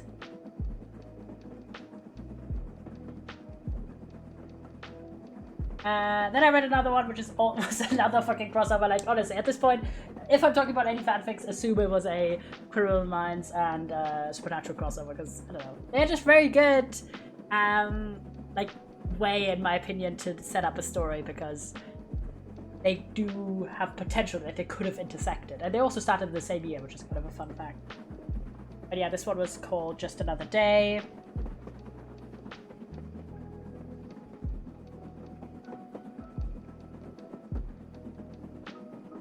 Pretty silly. So again, like the witches getting caught, them getting like interrogated by the team. But this one also involved Cass, which I was very happy with. But it had like some good character interactions. It was like Dean and Hotch having kind of this bonding moment about having shitty dads. I liked that. And Spencer and Sam bonding about being giant nerds. Very fun. But also again had a very rushed ending and felt unsatisfactory at the end. And also there's a bit where from Spencer's POV, he mentions, like, he has to go in to interrogate talk to Sam, and in his internal monologue he's like, oh, I'm not that good at interrogating unsubs. Which, when was this ever part of Spencer's character, like, generally, but especially outside of, like, maybe the earliest seasons. Like, he's normally very good in the show, especially later, and this one has kind of questionable canonical placement in the Criminal Minds timeline, and sometimes people talk about it, like, this doesn't have a particular placement, but it does, though, because it's dependent on who is in the cast. Like, obviously it doesn't, like, there's wiggle room, as in it can be in a time span of a few seasons rather than a particular one, but you can't be like, oh, it doesn't have any canonical relevance, because it does. Because in this case, like, who is the unit leader has a huge impact. Is Emily in the team or not? Huge impact. Is Gideon still there? Like, you know what I mean? Like, this there is elements that do point towards the specificness of when this takes place. And in this case, Rossi is already there and Gideon isn't, so this isn't in the first 2 seasons. At which point I'm like, I don't know. I would consider myself a pretty well-known, like well-informed person when it comes to specifically Spencer's character on the show and his development. Like, of course, the first 2 seasons I didn't do my outfit tracking, meaning I was watching a little less intensely, I suppose. But still, I feel like there were other parts of his character that were more established rather than bad and interrogation. But anyways, I was like, this seems weird to me. Just Another Day was mid, in my opinion. However, the next one I read was actually one of the ones I loved. This one was so good. This one was the FBI's Most Wanted, which was very interesting. This was another Spencer gets kidnapped by the Winchesters accidentally. However, this one was set pretty like a year after the Tobias Hankel kidnapping. And this played into an idea that I thought was so interesting, and I'd have never seen covered in any of these stories, of this kidnapping by the Winchesters triggering the memories of the previous kidnapping, and also the presence of Castiel as a literal angel of the Lord triggering the religious trauma component of that very kidnapping. And it was very well done. I was very, very happy with this. Could have been longer, honestly. It was quite a short one, only like 6 chapters. But this one was very well done, and I was happy. Because I don't like when I go in, and I've read a lot of Criminal Minds fanfic at this point. Like, I've read 33 different stories, and these are only the ones that are long enough to be counted as a book for me. So I reckon my overall amount is probably like 40 or so. And I've had a lot of them that were not really that satisfying to me, but if one is, I'm always like so happy about it. So that one I did like, and that was very fun. So basically, because I figured out that the 2 stories I had been nursing, Chain Reaction and Quarantini group chat / delayed because potential spoilers. Hi Wisp, thank you so much for the hydrate and the pasta check. Hope you're doing well. The giveaway is in about 40 minutes. You can still enter by typing Spirit City in the chat as one word, and you will be entered to the spin wheel. Post haste. And we are already on the train from the new DLC. The giveaway is for the base game only, not the DLC. But look at this train! And we can have different activities. We can read, we can eat, hype, in game, we can take some pictures, we can write, we can sip. Looking. Yeah, of course we're working on, is this your training arc? It is my training arc, indeed. And we're working on getting, we're working on getting one of the spirits number 1 here, because of course there's 11 new spirits for the train environment for All Abroad. I keep thinking, by the way, is it All Abroad or All Aboard? I never know. I keep saying, it is All Aboard, not All Abroad. Whoopsies. Hehe. All Aboard, I meant. Did I also type All Abroad? No, I didn't. All Aboard. Oopsies. We are boarding this train right now. It's very cutesy. And I'm yapping about what I've been reading yesterday. So I managed to knock out the 2 stories that I had put aside because of me thinking they would spoil stuff.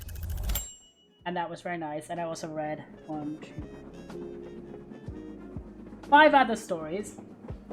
I read You Didn't See Anything as well. I already mentioned the ones that I'd read, which I thought was okay.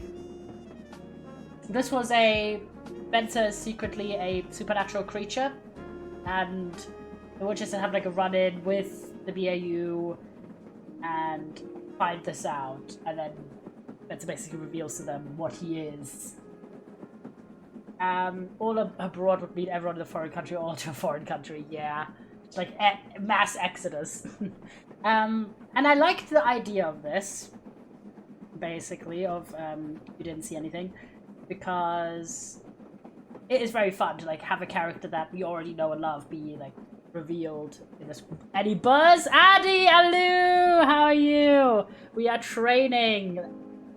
And we are about 40 minutes away from the winners of the giveaway being picked. So if you still want in and have a chance to win the base games for Spirit City Lo-Fi Sessions, okay, this game, type in Spirit City into the chat and you shall be entered. We'll do a spinning wheel, so if anyone still wanted to enter and hasn't entered by the time we do the wheel, I can like still add you in. Oh, can excite? Yeah. I have 2 copies to give away. Very exciting. If you are like in college, if you're in school, if you're generally working on desk projects, this is such a great little companion. Literally my most played game on Steam in quotations. And I'm now back to 100% achievements because we caught that one guy. Wait, did I enter? Boah. Let me check on the Discord. You have not entered. If you wish to enter, type in Spirit City like this.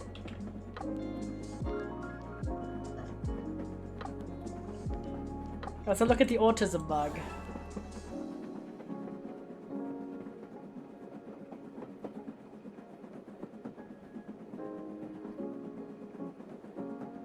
Yeah. You could also, if you are unable to could stay, the other way to enter was on the Discord. There was a message, and if you reacted to the message, then you also entered. Okay, Addy, in the house. Let me copy. I'll just copy your first name. Oh my gosh, it's James, and everyone else who's entered has a first name that starts with A. Or a username that starts with A. Like, it's James and the A's. Look at that, this is the spin wheel. That is hilarious. So yeah, if you want to enter, basically this is how you're entered. I will type your name into the list on the right, and then it adds you to the wheel. I will press the wheel 2 times once it's ready. Once we're ready to do the giveaway. Anyway, I like this concept. It's very fun. Sorry, I didn't see anything. However, the reveal of what exactly supernatural creature Spencer is, I thought was a bit questionable, because he isn't actually a supernatural creature in the traditional sense. In the story, he's an alien creature who's basically like sent to the planet to be an observer. Like a whole thing. And I'm like, on one hand, that's kind of cool. That's kind of Doctor Who coded. On the other hand, this is a slightly older story, but still, having a character like Spencer who is incredibly obviously autistic coded be an alien, bit questionable. I'm just saying, like, the history, true, of having autistic characters as non-human, specifically as alien, and it's not questioned at all, like it's not examined critically at all in this story, and I'm like, Yes, what shadows in yellow? I'm gonna guess you have gotten a dog. Was I right? No, I'm kidding. What is going on? Go on. Happy birthday! Oh my gosh, yes, of course! I forgot, I already congratulated you. But yeah, happy birthday to moderator Wisp. Literally the biggest goat of all time. Incredible supporter of the channel. How long have you... Let me scroll up to you.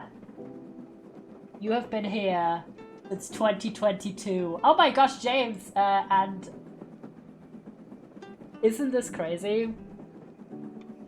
James has been here since 2021, is what I was about to say. Another one. But yeah, Wisp, do you know that it's almost... You're a month away from your 3 years on the channel. You followed on the 21st of September. Isn't that insane? And, James, you are... like 3 months away, I think. Because yours is in November. That's crazy. 3 months away from 4 years for James. Literally, you guys have been the cornerstones of the channel for the majority of its existence at this point. Hope you have the best, very close to 3 years. I hope you guys have excellent days, and of course, especially to Wisp. I hope you have a beautiful birthday. I really appreciate you stopping by on your special day. But yeah, so I thought this was kind of a mixed bag of a story. Where I feel like you can still make a character that is autistic or autistic coded into a non-human character, but you kind of have to give it a bit more depth, in my opinion, to avoid falling into the stereotypes. But alas, this one was a bit of a mixed bag. And then the final one that I read was How to Annoy an FBI Unit. This one was a very unhinged, crazy story. This was super recent. This was written this year, and it is a post-Supernatural finale, but with a let's ignore the final episode and rewrite that ending for Supernatural. So you have everyone, like Rowena, Jack, Crowley, Claire is there, obviously Sam and Dean. So it's like the whole gang of like the more later seasons, which is so fun because most of the crossovers I've read were old, like pre-2015, let's say. So nothing with like the more recent seasons of Supernatural. A lot of them were really old, or set really old. They were always set in the early seasons of Criminal Minds, i.e. the early seasons of Supernatural. So this was like, a lot of them didn't even have Cass in them, never mind like Jack or anything that happens like later. And this was really unhinged. Gabriel is also in this one. So it was very fun to see a bit like what characters you don't often see in crossovers. But it was very over the top, and like the team does find out about the Supernatural existing in a very over-dramatic, over-the-top way. However, it had a fun moment of the team trying to break Dean by basically appealing to his like purported womanizer nature, and Dean going like, surprise, I'm married and my husband wouldn't like it. So that was very fun. So this was kind of like a bit of a mixed bag where it leaned a bit too much into like the crazy and over the top to really be excellent to me, but it was still fun. And then, because I was the GOAT, and again had a lot of time on my commute, I did finish Gideon the Ninth! Can I get some claps?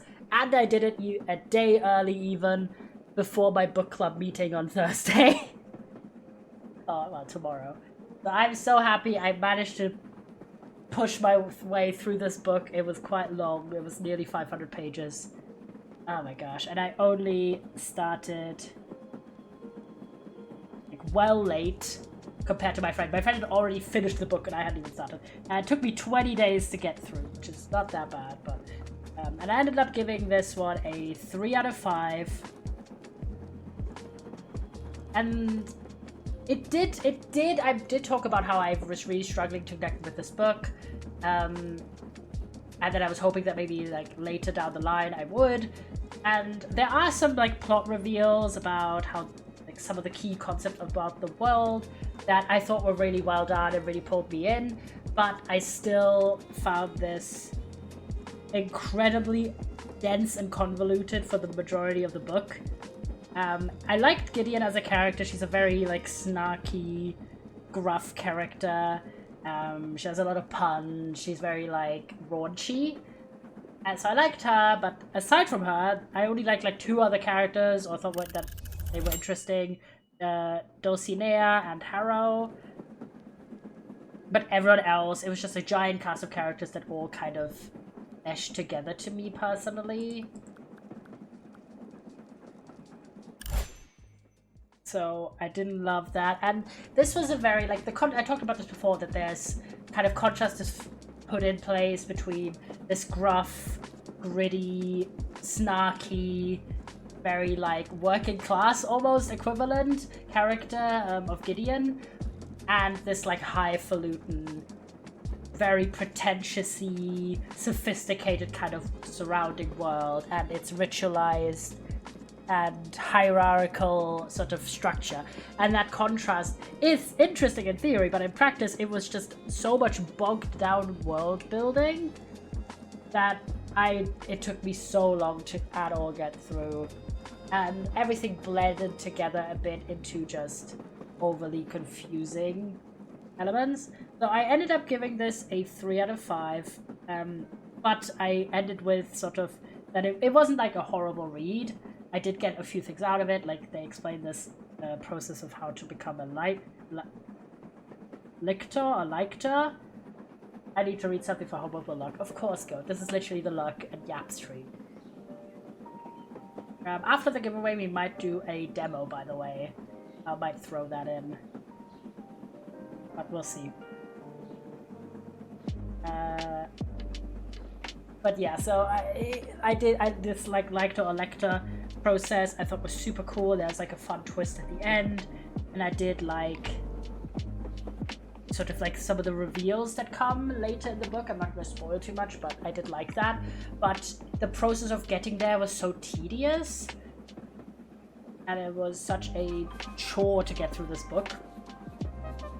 So I gave it that perfunctory rating. Sorry. But I will not continue reading the series. I'm not going to pick up the next book in the series. I am done with it. Glad that I got through it, but Jesus Christ. Lots of reading yesterday. And today all I've done is I'm continuing to read Sophie's World. I reread. So I've read a little bit of that, but nothing much else. I'm still watching.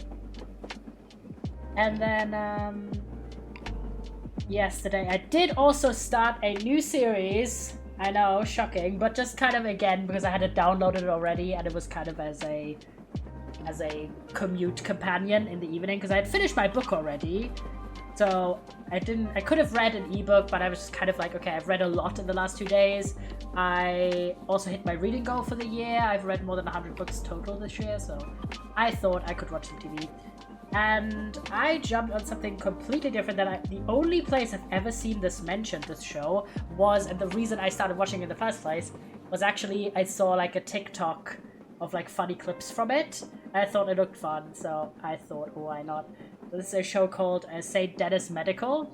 This is not a hospital show, this is a comedy show. This is a workplace comedy show. I think it's made by the people I've seen like chatter in the comments, and the people who made Superstore, which I've never seen.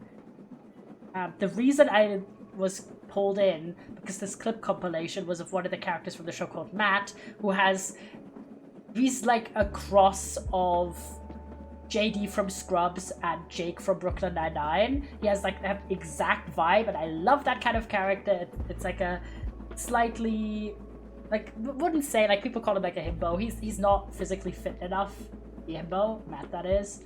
But he is kind of like a bit of a stupid, slightly incompetent character. He's a nurse at this hospital. He's just started. He's a newbie. And this is like, it's just this like hospital. You have like the administrator, you have one of the surgeons, a doctor, but most of the main characters are nurses. And I've watched, it's got 1 season, it did get renewed for a second one. And I've watched 3 episodes so far. And it's like fun. Is it like the best show I've ever watched? No. But it is on the continuum. I was mentioning watching this show to my dad, and he was like, oh, I don't like hospital shows. This is not a hospital show. On the continuum, okay, if you on one side have House MD, which, yes, is a drama show, yes, has comedic elements, but is primarily focused on, like, these are medical cases that are being solved, and the characters are, like, alongside it. And in the middle, you have Scrubs, which is a comedy show, but it is also a hospital show, because the cases are also still relevant. This is on the leftmost of the spectrum, where the cases are incredibly irrelevant. There isn't even, like, we don't get to know the patients at any in depth or anything. It is 100% about the comedic stuff related to the characters that work there. So I would not say this counts in any way as a medical procedural show at all. So if you don't like that, that is not relevant really to this one. But yeah, I don't know anything. I've never watched Superstore. I do want to. And other people also compare it to Parks and Rec, which I have beef with Parks and Rec. It's not a horrible show, but I didn't like a lot of the way the characters and the story progresses over the course of the season. And I hated all of the fat phobia in the early seasons, I'm sorry. I watched that show once and I don't have plans to. And I was so disappointed because I watched that show at a time when I was very into American politics. So I was hoping, because it's set at a municipal local government setting, that it would have that as like some story or plot elements, but it really isn't. So maybe that's one of the reasons I started to have beef with that show in the first place. But anyway, people compared to those Parks and Rec, I have like ambivalent opinions. I like some of it, but I don't love it. Hello, hi bands, how you goat? By the way, you can still enter the giveaway if you want a chance to have the base game. It works, I can't hear.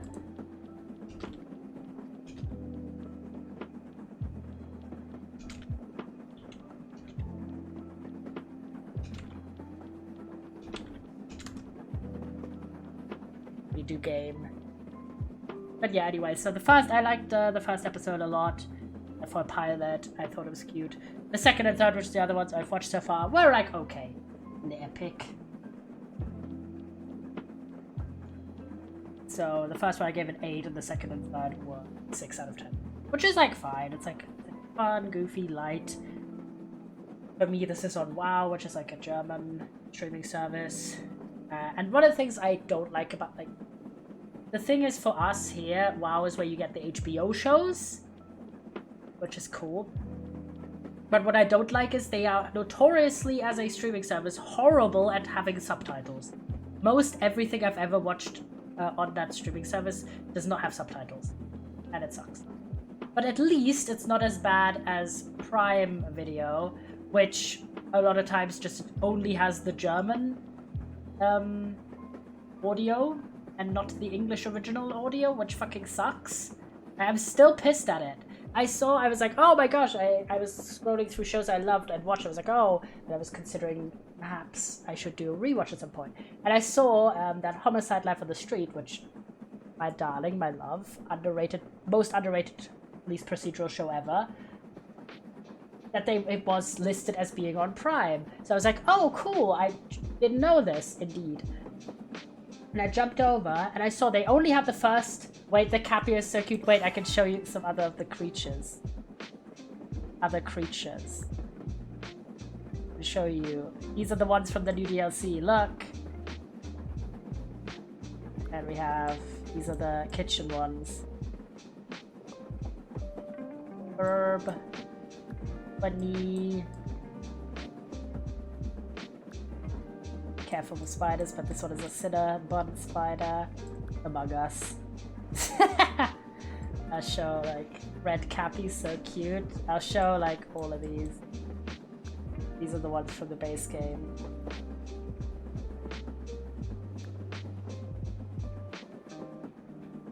So many.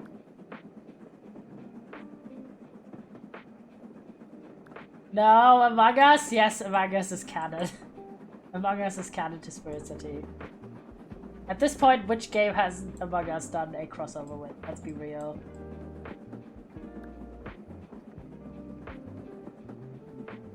Hampta. The Bobas. Candle Axolotl. Ghosty, which looks like a Pokemon character straight up. This Inkwell. Also looks like it could be a Pokemon character. A lot of these could be Pokemon. E. Got Burb. You got the spider that is what the Sinner spider is based on. We got the Dowg, which I love. This one's one of my faves. We have the Tanuki, love him. Teacup. Then this bookworm, which is also adorable. Another burb. Fish. And this hedgehog made out of fire. I love this one too. Bunny. Love him so much. Slime. And Lenny, who's kind of like... He's a cat, but he's also the game's mascot. Yeah, we'll go in with the Cappy. Grew up Cappying. Where was I? Brian. Oh yeah, right. Yes, I was like, oh my gosh, Homicide is on Prime. Nice! because I haven't gotten a Homicide CD, like DVD set. Because the main reason for that is I have one very specific edition of this box set for Homicide Left on the Street that I want, and it's very expensive. By very expensive, I mean like $400 expensive. So really, this is not a purchase I can afford. Oh my gosh, we're getting it! Our first train guy! Oh my god! I know, but I'll show what it is so you guys can see it's sick. But oh my gosh, look at him! That's so cute! Ursa, the little conductor bear! Oh my god. He's a jolly conductor. That's so cute. Okay, number 2 then. As the sun sets over the floating city, I've been inspired to learn more about how it stays afloat. Flipping through the pages of the book I brought, sometimes I hear the sounds of tinkering just over the balcony. Okay, there's a lot for this one. Okay, so we gotta go outside.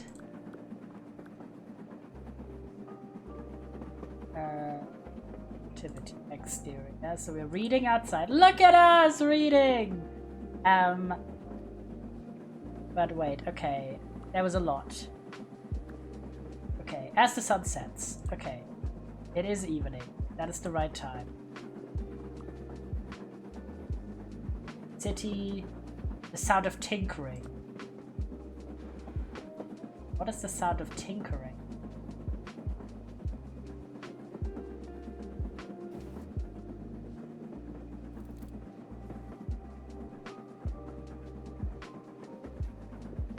Kitchen on.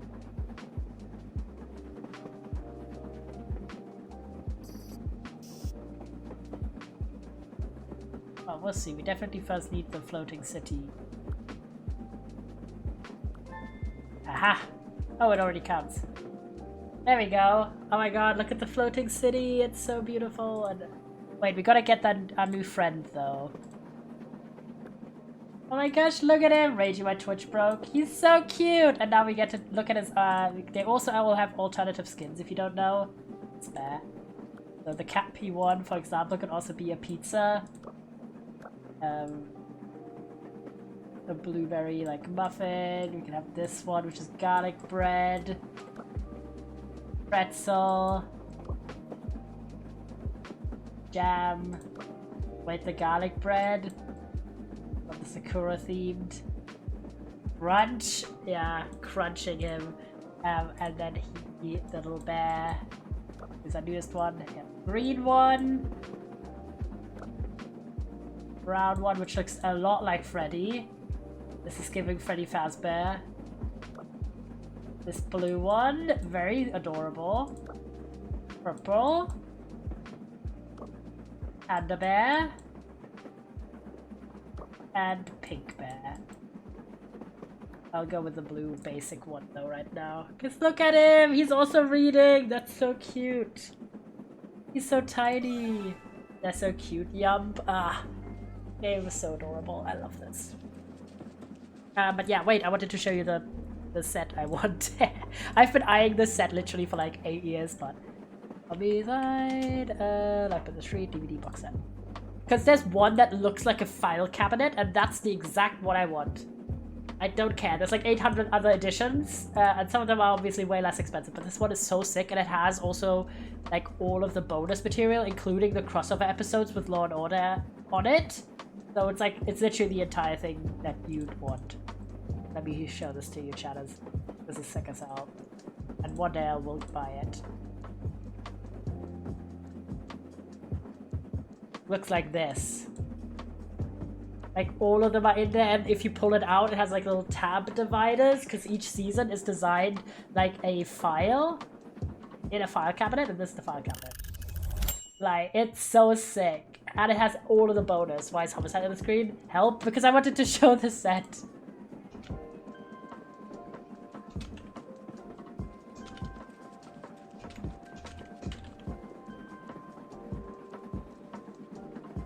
So yeah. But one day. No wonder it's so expensive, Gaspers. Yeah. It is very expensive. Like even the not so expensive sets, like entire series for Homicide, because it is an old ass show and not hugely popular, is like $130 still. So at that point, if I'm already gonna spend like loads of money, I'm gonna buy like the set I really want. You know what I mean?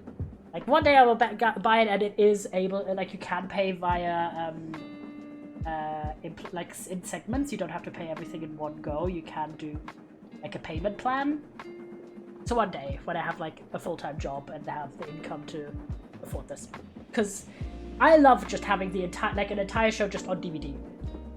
Like, if you're wondering what one of the shows that I have the whole show of, I have the entirety of Community, the entirety of West Wing, all of Friends, all of Torchwood, and all of Scrubs. And then there's a lot of shows that I have most of them, or a lot of them. I have the majority of House. I have the majority of Supernatural. I have a few seasons of Doctor Who. I have a few seasons of NCIS. I have a few seasons of Law and Order SVU. I have a few seasons of Sherlock. I have a few seasons of Broadchurch. I have a lot of DVDs because I love them. Actually, the only thing I have on Blu-ray is Broadchurch seasons 1 and 2 on a dual Blu-ray. Anyway, so I was excited that Homicide was on Prime because I don't own it on DVD. And then I saw on A, they only had the first 4 seasons. And fun fact, Peach and Mint don't mix. Despair. Despair! They only had the first 4 seasons, and they only had them in German. Literally exploding Prime. Because why would I want to watch this show in German, ever? And that's not even adding to the fact that the only 2 David Tennant movies that are on streaming services that I own, that I haven't seen, are both on Prime, Bad Samaritan and Casanova, and both of them are also only in German. They hate me for real. They hate me. Literally exploding, everyone. So, very sad about this. So Prime is on my, it's like, if we didn't have Prime as an Amazon Prime as like a shared family thing, that would be the first thing I'd axe. Like, if I wasn't sharing the cost of it with my entire family, I wouldn't have it. Because it's not worth it. And there's a reason why Prime is not a standalone streaming service but comes with Amazon Prime. Because otherwise, who the fuck is having this? The majority of it is either like not in the right language. What the fuck is this? I didn't add this.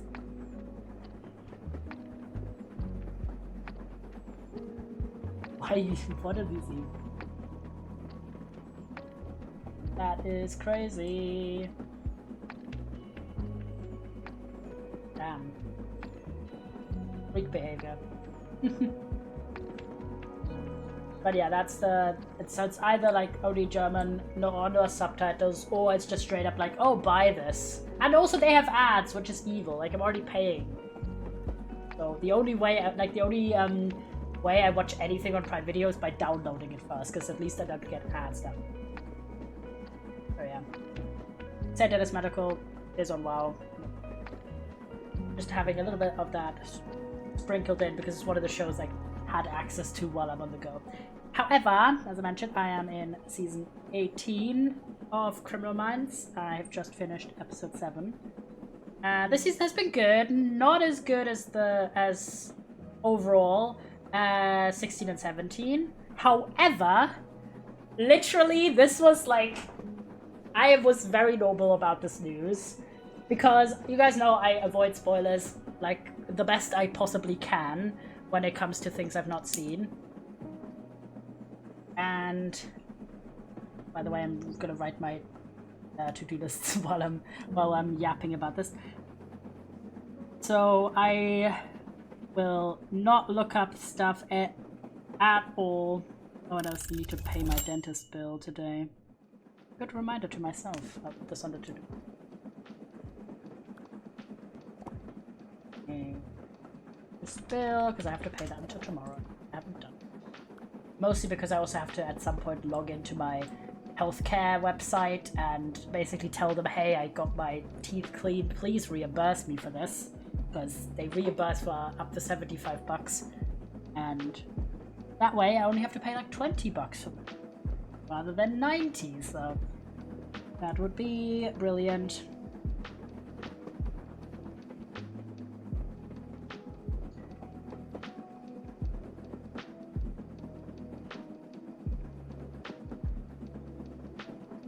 Yeah, anyway, so I religiously avoid spoilers. I'm also going to be very excited once I'm actually caught up with Criminal Minds so that I can actually look up like anything related to the show without accident, like risking spoiling myself. And one of the, like, I use a lot of different tracking apps for various things, as you guys know. I have Showly, which is for both TV and movies, but doesn't have a lot of functionality besides being very clean, organized, and running smoothly. So I also use TV Time because that allows me to track rewatches, which Showly doesn't.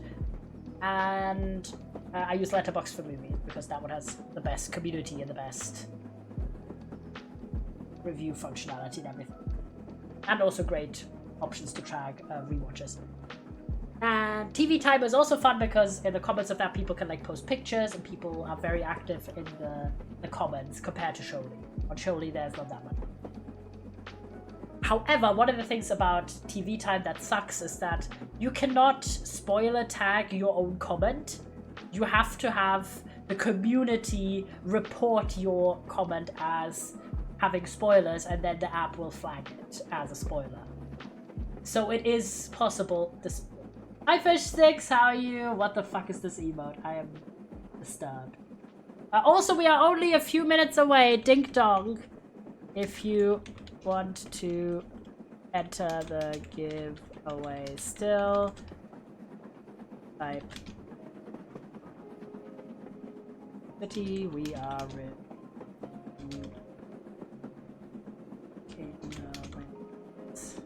in 7 minutes. So yeah, the next full hour is 6 actually. In the next full hour, we are picking the winners of. Is that right? Yes. We are picking the winners of the giveaway. I have 2 keys for the base game of Spirit City. We are playing the DLC right now, but also W bands. And if you're wondering how is this going, this is the way it goes. So, bands. If you want to enter, please say so now. Fish sticks. There you go. Everyone who wishes to enter, if you can tell if you've been entered, but if your name's on the right side and is thus featured on the. Okay, so Ethan was in the Discord. For people who weren't able to make it to the stream today, I wanted to have an option for them to enter regardless. So I know bands can't hear this.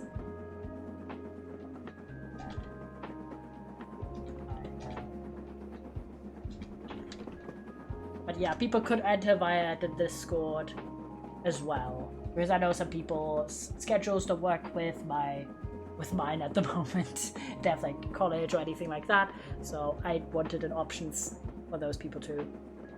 I've already entered everyone who did that before, like at the top, the first 3. Doid for real. Come back here. Anyway, so you can't, like, one of the things I don't like, or can't avoid, I guess, about the app is that sometimes I will, if I want to, like, just read some comments and get some silly reactions to the new episode, I will catch some form of spoilers if people weren't diligent enough about tagging them, or, like, well, reporting other comments as a spoiler. So I was at work and I was watching, watching one of the episodes. Was I at work? Oh, I was. And I was watching one of the season 17 episodes. One of the last ones. And under the comments, there was a non-spoiler tagged comment about Matthew Gray Gubler, who plays Spencer on the show, coming back to the show, and I was literally exploding with joy in my office. I was so glad that no one was there, because I was literally stimming on the spot. I was like, holy shit! Because the one thing that, obviously with love to Matt Simmons, but the one thing that really is a detriment to the Revival era show is that Spencer isn't in it. He has been on either missions or sabbatical for like the last 2 fucking seasons. I just saw this post that was like someone screenshotting the news article of like him announcing that he'd return. in some capacity to the show. However, I was not prepared for what capacity that would be, because in season 18, which I still haven't finished, so I don't know what the fuck is gonna happen, but JJ's spoilers, huge spoilers, if you've not seen the most recent season of Criminal Minds, be warned. JJ's husband Will fucking dies. He just straight up dies. Also, Yana, I started watching the show you recommended, DD. Good boys. Who are detectives. I freaking know it. I mean, that was crazy though. He dies of a brain aneurysm. He dies like super spontaneously in the show. Yes, yes, let's go. Yippee. Peak show. Dead Boy Detectives, love it. I'm trying to get my friend who I'm watching Doctor Who and Friends with, I'm trying to get them to also watch it with me. Because it's a one season show. Like, it's very manageable to watch, and I love that show. What about the kids? They are fine, they live. Nothing happens to them. Well, they lose their father, but sorry, it was like nothing happens to them. They're so grown up now, it's actually crazy. Like, Henry, who is their older kid, he's like 16, 17. Yeah, but they are freaking sad. Yeah, of course. That was heartbreaking, okay? I cried so much during that whole arc is devastating. Literally devastating. And Will has been such a, like, he has appeared more consistently in the revival actually than he was on the original show, as in he was just a lot more present, which was very sweet. But he's been a side character since season 2 of the show. Like, he has been there forever, and their relationship is such a sweet and beautiful marriage, and I always loved it that they never did any kind of, like, they didn't do a lot of the typical conflict causes for long-running relationships on shows like this. They just had like a great marriage, and they had 2 kids and a beautiful life together. And honestly, also, spontaneous fatal health issues are so scary to me. It's one of my biggest fears ever. But yeah, something like a spontaneous brain aneurysm, and he wasn't even 50 yet. It was terrifying. It's terrifying to me. I just, no, that was horrible. I just, god, no, that's so scary for me. And I'm just, like, they show him dying, like, well, they don't show him actually dying, they show him like passing out because of his aneurysm, and like JJ's there, it's like, oh my god. And then the whole team goes to the hospital, and they all think like, oh, he just had like a health issue, and then JJ comes out and he's like, he's gone, he died, and like, oh my fucking god. And oh my god, and they did this whole arc so beautifully but so devastatingly. Literally, Michael, who's JJ and Will's younger son, he's about like 9, wears his dad's tie to the funeral. It was a lot, okay? I was so devastated. I'm almost crying now just talking about it. And he wasn't even a main character, he was a supporting cast member, but oh my god, it was so devastating. And they have the funeral, and it's like, it's fine, like, it's devastating. JJ's absolutely getting 0 breaks, okay? First, her mother is just constant, like, also, I was like, they really said, okay, we're gonna pick the most potentially painful death for JJ, who also was the one to find her sister after she killed herself when JJ was a teenager. Well, not even a teenager, a child. So she's had 2 people in her immediate surroundings who both died incredibly spontaneously. And she was the one, like, discovering the body / being there when it happens. I'm like, Jesus Christ. And then she has, like, such little support from her, like, biological family, just her teen family. Because her mother is being incredibly unhelpful and just constantly is reminiscing or remembering when JJ's sister died, instead of being supportive of her daughter who just lost her husband. And Will's mother is just blaming JJ for not telling her about the health issues he had earlier, which are unrelated to his aneurysm. He had a cancer scare like 1 season earlier. I don't know what you're talking about, but it sounds cool. Yellow City. Thank you. I'm talking about the show Criminal Minds, which has been my hyperfixation for the past 3 months. 3 months. And Devastation. But also JJ is like my second favorite character after Spencer. So I'm glad she's getting more story arcs, but I was like, not like this. Despair. But yeah, she has all these conflicts with her parents. But thank God the team is there, and Rossi talks to her about how hard it is like to lose a spouse, because he did also life like recently-ish, like a few years ago. 3 years ago, maybe? I think. Also from an illness though. Unspecified. We still don't know what the fuck she died from, but she died from something. So the revival show really said no one gets to have happy relationships. We're all killing off your spouses. With love. But yeah, so we have this whole conflict, and JJ really struggling, understandably. And then we have the funeral, and we're like, okay. Have like the whole gang sitting there, and Emily's like pointing out how various flower bouquets were sent in from former members of the team. So there's like one from Hotch, from Derek, and one from Spencer, or like absent members of the team / former, and there's one from Spencer. I was like, oh, this is sweet, like a nice shout out, because despite the fact that Hotch and Derek haven't been on the show for ages, they've left, they are not dead, they're still alive, even though we don't see them. So I was like, oh, that's a sweet thing. And then they're like, okay, blah blah blah, and JJ's like, oh, did you talk to Spencer? Oh wait, I'm gonna wait on the ads.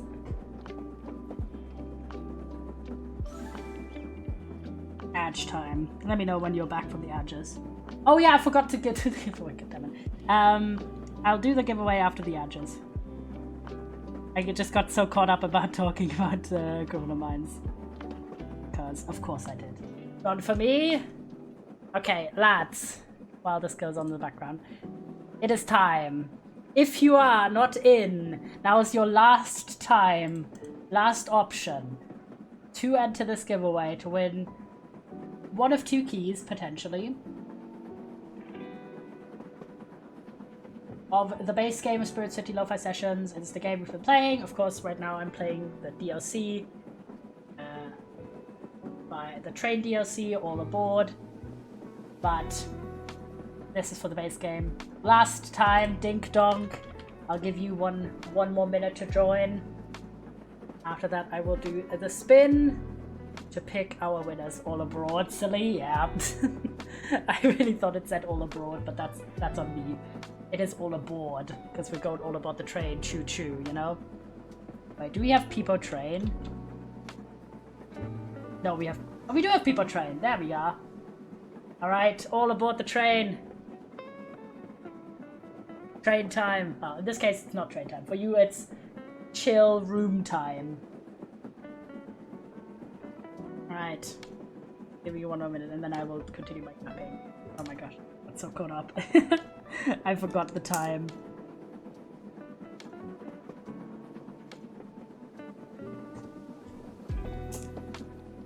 Now I'm continuing my little writing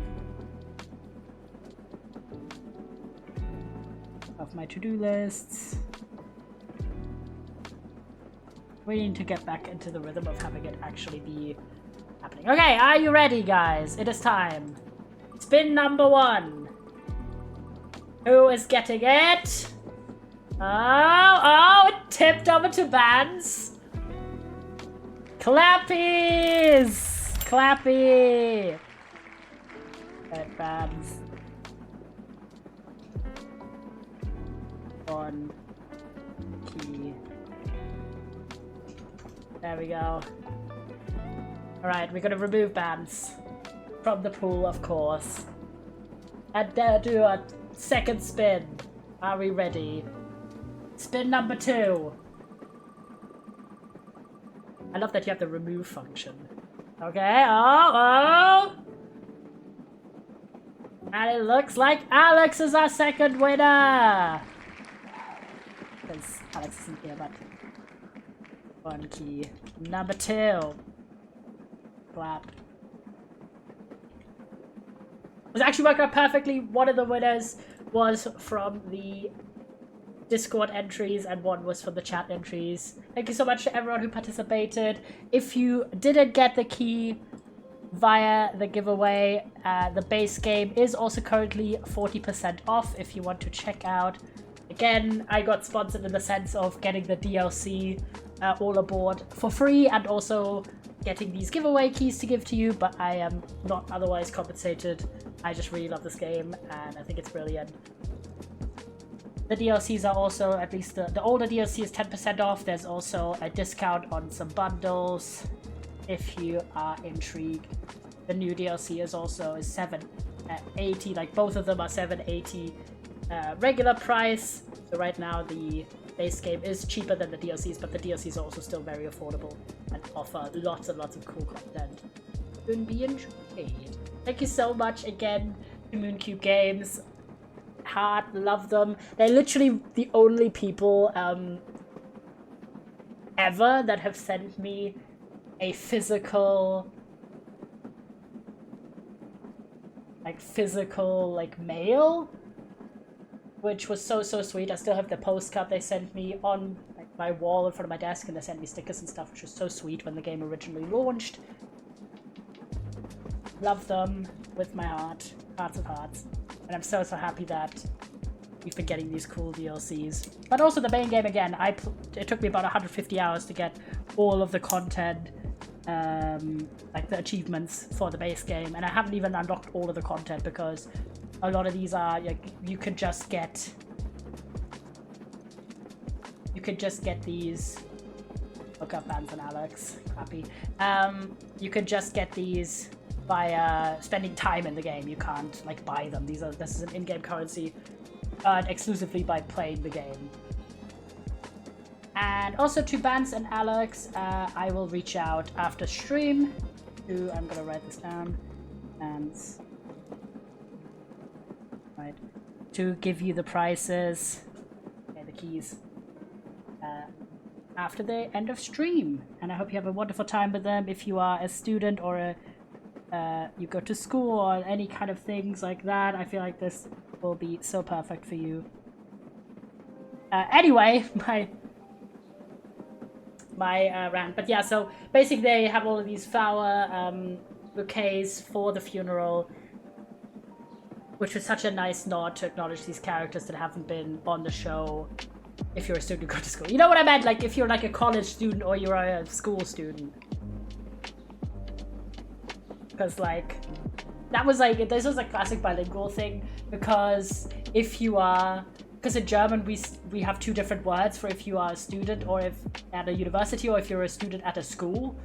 So that's why I think that kind of broke my brain for a second there. You say Schüler or Schülerin if you go to a school. Like people do say that for if you go to a trade school too, but typically if you go to university you are called Student or Studentin rather than Schüler, you know. But anyway, brief pupils. Oh, pupils is the school word. Student or a pupil, there we go. Forgot that word. But yeah, anyway, so having the bouquets was a really nice nod to these characters, especially like Hotch, who because of meta reasons hasn't appeared on the show since his exit and has only been like mentioned, and Derek, who's appeared twice since his exit but also like for brief visits, and Spencer, who hasn't officially exited, he's just been on sabbatical, but he hasn't been present on the revival era physically, he's just been mentioned again. So we're like, okay, and then Emily is like describing to JJ that these bouquets came from these three people, and JJ's like, oh, did you talk to Spencer? And Emily's like, no, just via text. And then they pan, and Spencer came to the fucking funeral, and this was like his return episode, which devastating reason for him to return, but of course he'd return, and he would never miss Will's funeral. He would never like not be there for JJ in that moment. But I was like, oh my god, my heart freaking stopped. It was a very, very sweet appearance. He like hugs everyone hugs him. It was oh my god. I was already losing it because of the episode being so fucking sad. But having that, and he's like, oh, of course I'm here for you, and they have these really sweet scenes. Rossi giving him like the patented Rossi cheek kisses, adorable, love it, very, very sweet. And then you had the actual funeral, and the speeches also fucking wrecked me. We had Emily giving a speech about how Will and JJ had this like true love, and how it's like a rare thing and it's very precious, and that she was always happy that JJ had found that. I was like crying, the despair was hitting for real. And then Penelope has a speech about how Will offered to help her move and was like taking care of all of her things so attentively, and how that made her feel so cherished. And I was like, oh my god, I'm losing. It was already a lot. And then JJ's speech was, oh my god. And she literally apologizes to Will's coffin because she couldn't save him, and talks about how he left her like a romantic note every day that they were married, like that they were together basically, and the only day that he didn't do that was on the morning he died, and that she should have known that something was off. And it's like, oh my god, I'm gonna cry even more. Devastating. Literally most devastating episode. Absolutely killed me. So having like already a devastating episode of the funeral of a character has been on the show for like 16 seasons, and then have that be Spencer's like visit episode, because it's just a visit, like he's not like fully back, he just came for that funeral, which is sweet. But they're still leaving the door open. They've been mentioning him a lot more last season as well, and a bit more this season as well compared to the first one of the revival, and they had a physical appearance of him, and he's not like written out of the show, completely absent. But still, it's still very devastating. And because it wasn't already devastating enough, we have a lot of drama going on. The most recent episode I just finished. At the very end, Tara gets shot,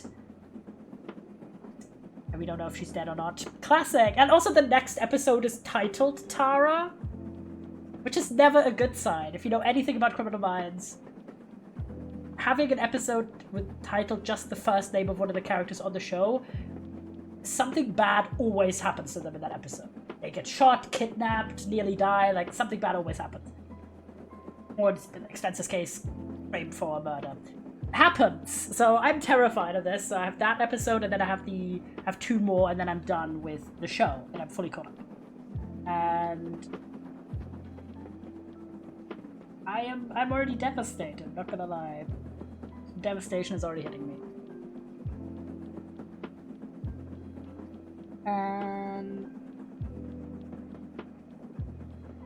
But oh my gosh, getting to see Spencer again. And the best part was, not like everything about this was beautiful, but for my little tracking heart, the best part was that for that funeral he wore the fucking purple scarf.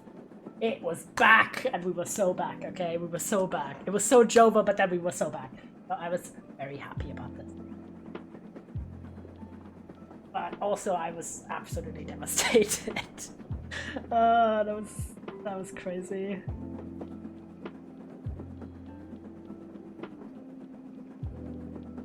Just a lot, you know? Just a lot, but it is beautiful. It is very beautiful. And I did otherwise not do that much. I did do a lot of reading, a good amount of watching of things, and today I appreciated being able to sleep in, because work days with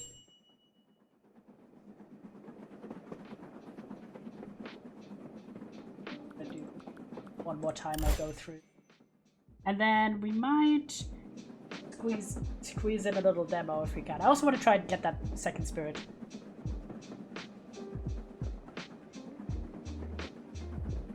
I can.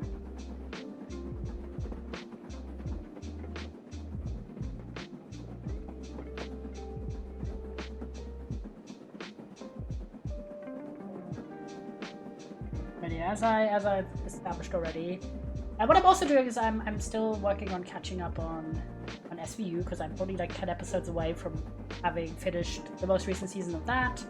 I also have to go through certain means to watch, because it's not on any service I have. And also, Criminal Minds fucking Evolution, so the revival show, even though it is a Paramount Plus produced show, isn't on Paramount Plus in Germany. Like, actually, why? The only way, it's only on Disney Plus, and only not the most recent season, but the previous two. So, even if I wanted to, I couldn't. That is ludicrous, in my opinion. You know, I think it's so dumb, and even if you want to, you cannot, you know?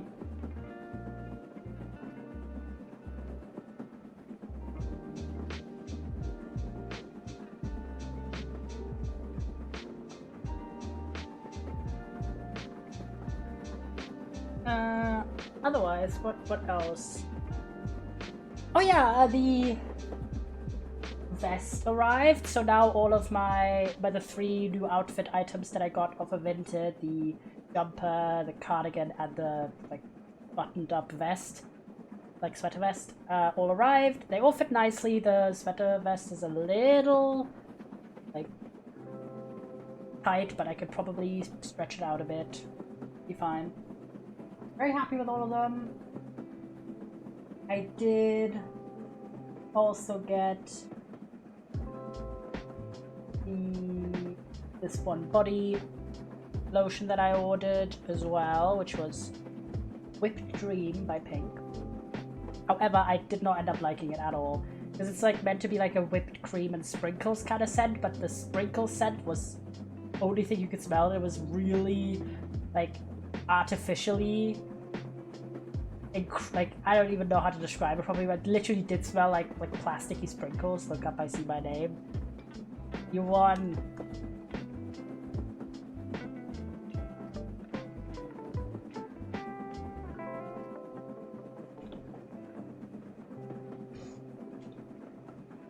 And what was I on about?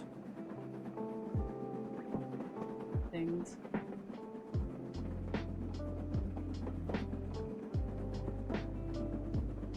What was it? Oh yeah, right. But yeah, so I didn't end up liking that.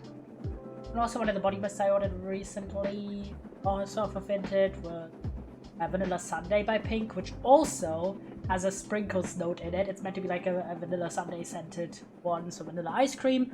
But the vanilla ice cream scent was really nice, but it has this like sprinkles scent with it, which is the same one from the fucking body lotion, but a lot less intense, but still in a way that I didn't like. So I put both of them together up on Vinted, and I've already sold them, so I'm mailing them tomorrow.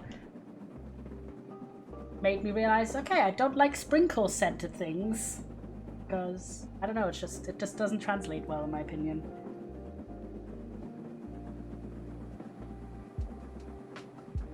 But on the plus side, again, I got rid of it pretty quickly. That's always the danger with like blind ordering scents.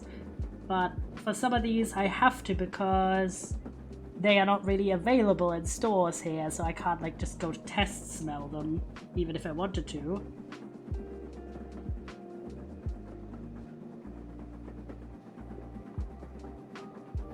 And speaking of things I couldn't test smell but did get, I did get something new that hasn't arrived yet. This is a perfume, like body mist type thing by a brand called Feminina.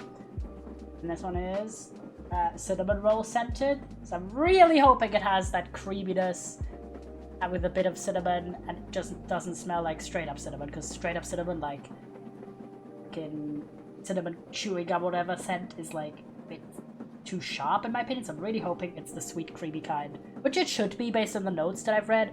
It looks very cute. But we'll see, because I feel like it's time to get into the autumnal scents.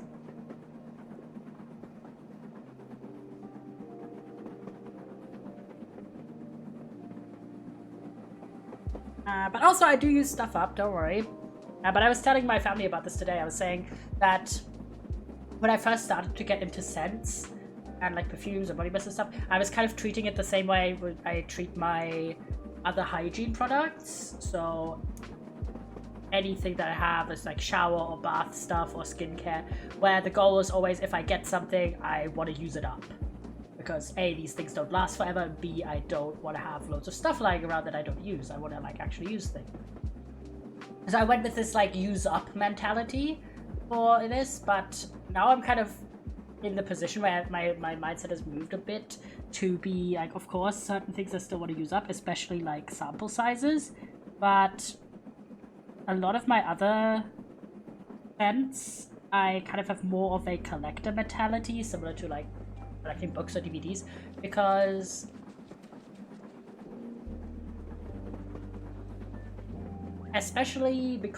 a lot of my collection now are scents that are no longer in production, and I bought them off of Vinted. I bought them like secondhand.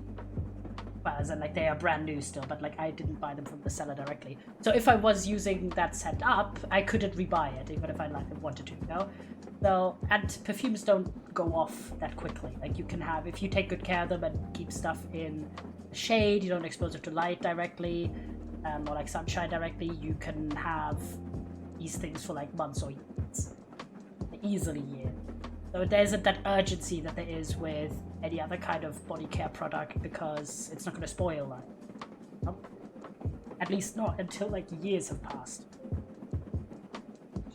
And thus I'm kind of like more of in a collector mentality than necessarily using up mentality.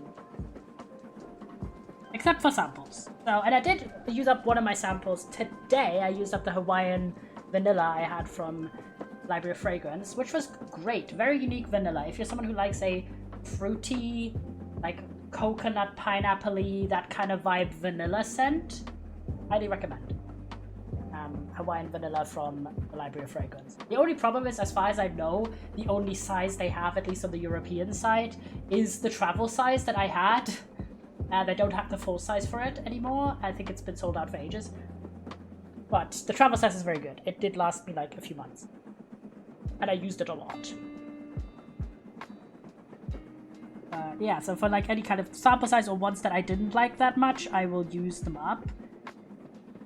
Or that I just liked, like, okay, but they weren't like my faves of all time.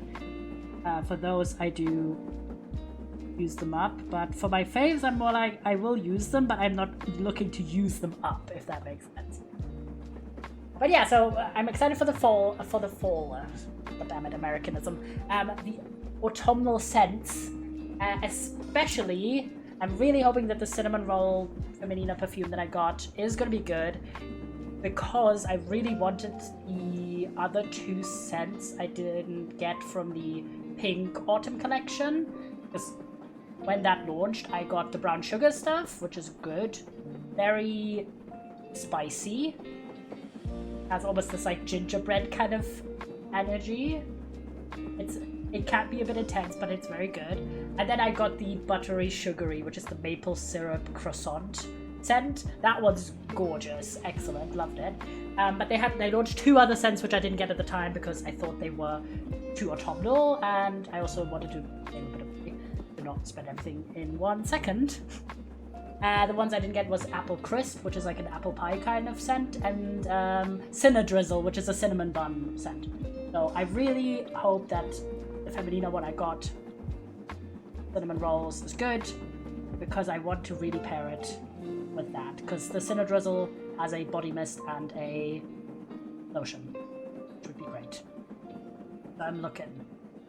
But I found out that Pink actually does a lot of sales, so people, you gotta be attentive. They do a lot of like 3 for 32 deals, where it's like each of these is then $10 instead of the full price 23. So you gotta pay attention to the sales chatters. You gotta pay attention, because even on the secondhand market, people try to give you secondhand discount prices that are based on the full price, which makes sense if this is an item that's never on sale, but these are often on sale.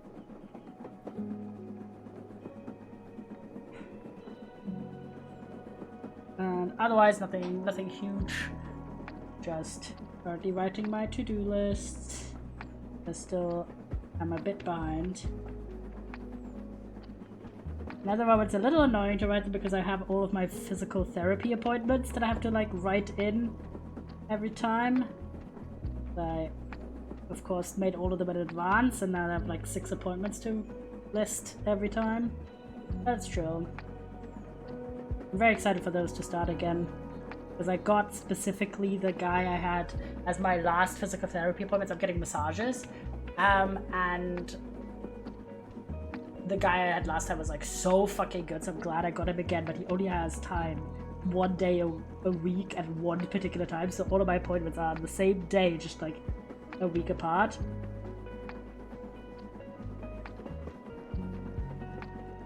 And I'm so excited for autumn, guys. It's time to layer clothes, it's time to watch horror movies, it's time to lock the fuck in, guys. I'm so happy.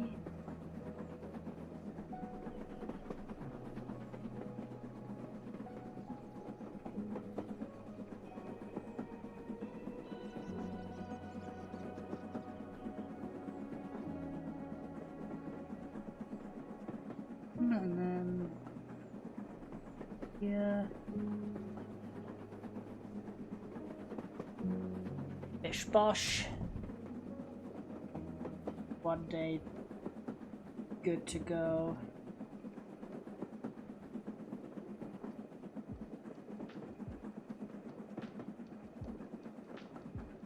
Not much. But yeah, I've got some pictures of me watching shows. Oh, I did watch an episode of SVU. I took a picture. When did I do that?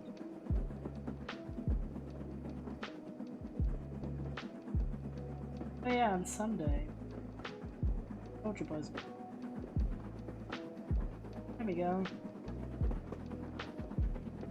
A little picture of like the Law and Order screen on my laptop. Iconic. I also have a Criminal Minds Evolution one. Oh my gosh, there was such a weird error with like when I was watching one of the episodes where of Evolution, where for some people the colors broke. So the version I was looking at, the first one, was like purple and green, and I was like, at first thinking, oh, that's a weird choice, but then I thought surely they can't have wanted this to look like this. But yeah, it was like the screen being fucky for a second. A little silly. Come on, we can get this last guy. We could get him.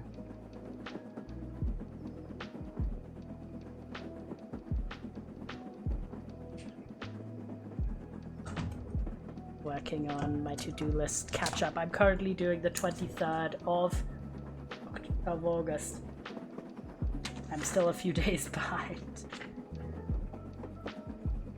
But if I'm having like really busy days, I just sometimes don't have time and forget about it.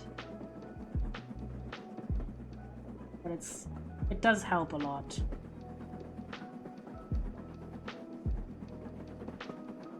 Actually, I should put... Did I put it?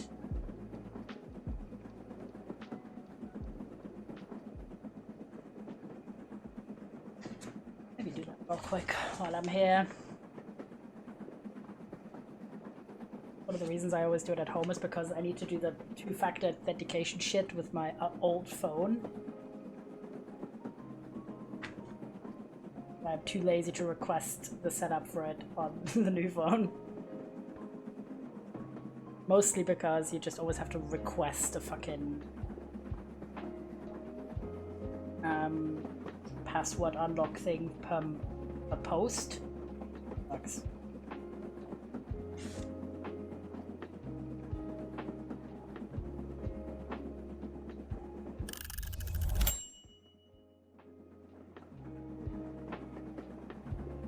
Where is... Oh.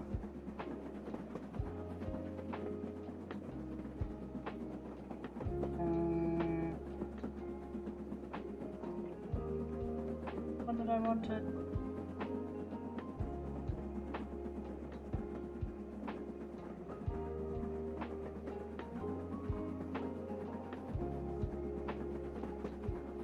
Wait.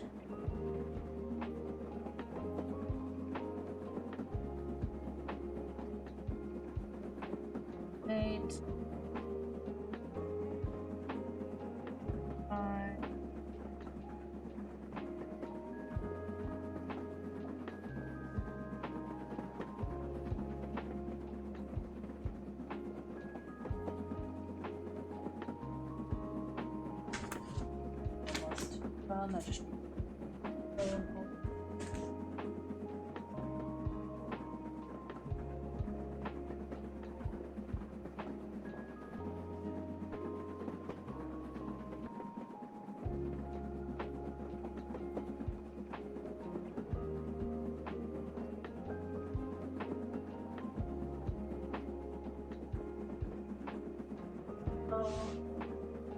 I just dentist paid. Wrote that down. I just now need to do the fucking redeem of telling my insurance about it so they'll give me money back.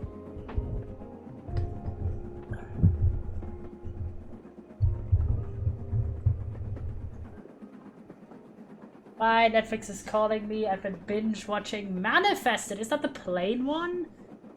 If so, sick. I want to watch that. Manifested? I'm gonna assume, was it Manifested?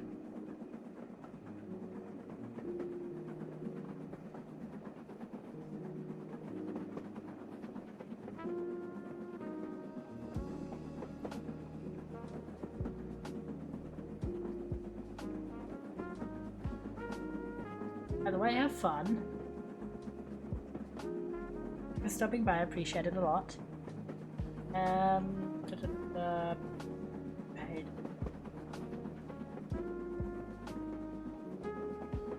Yes, plain one was likely typed it wrong. Oopsies. Oh yeah, because I've had, I think it's just called Manifest. Is that right? Yes.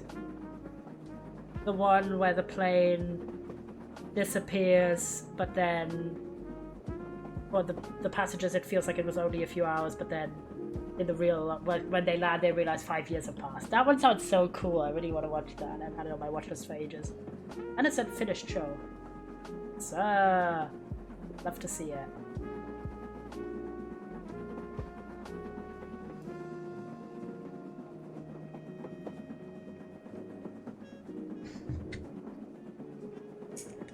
Hold on.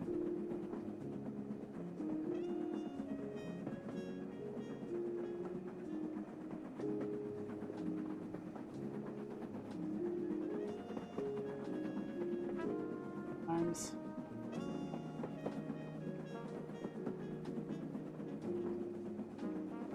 I can't write green, not generally green.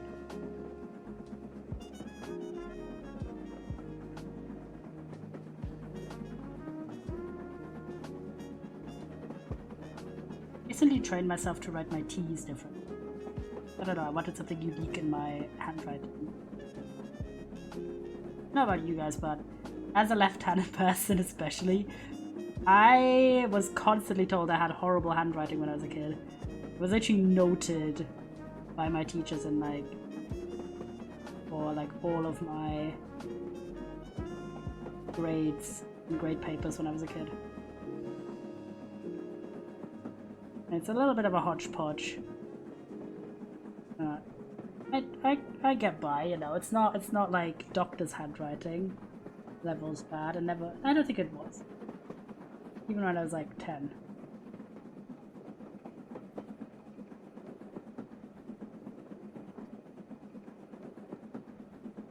I wanted a slightly different T to cool.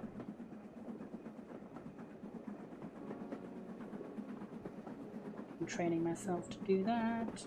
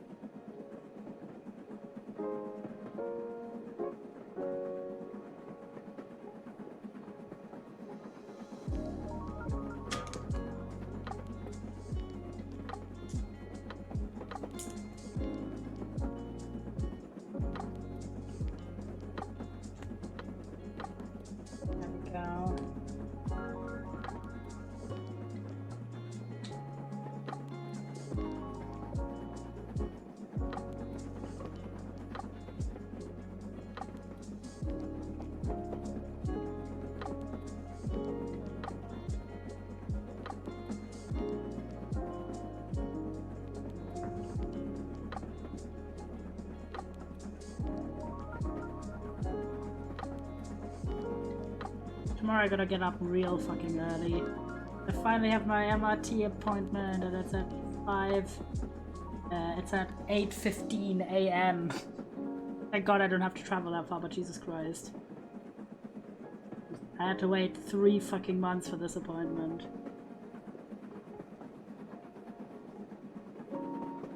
At least after that I get to go to book club to a friend's house for dinner. Dinner, more like lunch.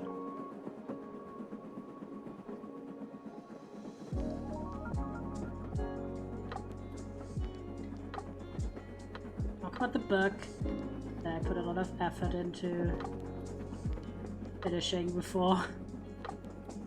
And yeah, now I'm obviously doing my Sophie's World reread, and I'm still like reading fanfics, especially on the days that I'm at work to get my Criminal Minds fix in. But I haven't decided on exactly what to read next because I have got three things in the pipeline that would make sense. The first is one of the books for my reading challenge. This is the one for reading The Rainbow. I took a break basically because of reading it in the 9.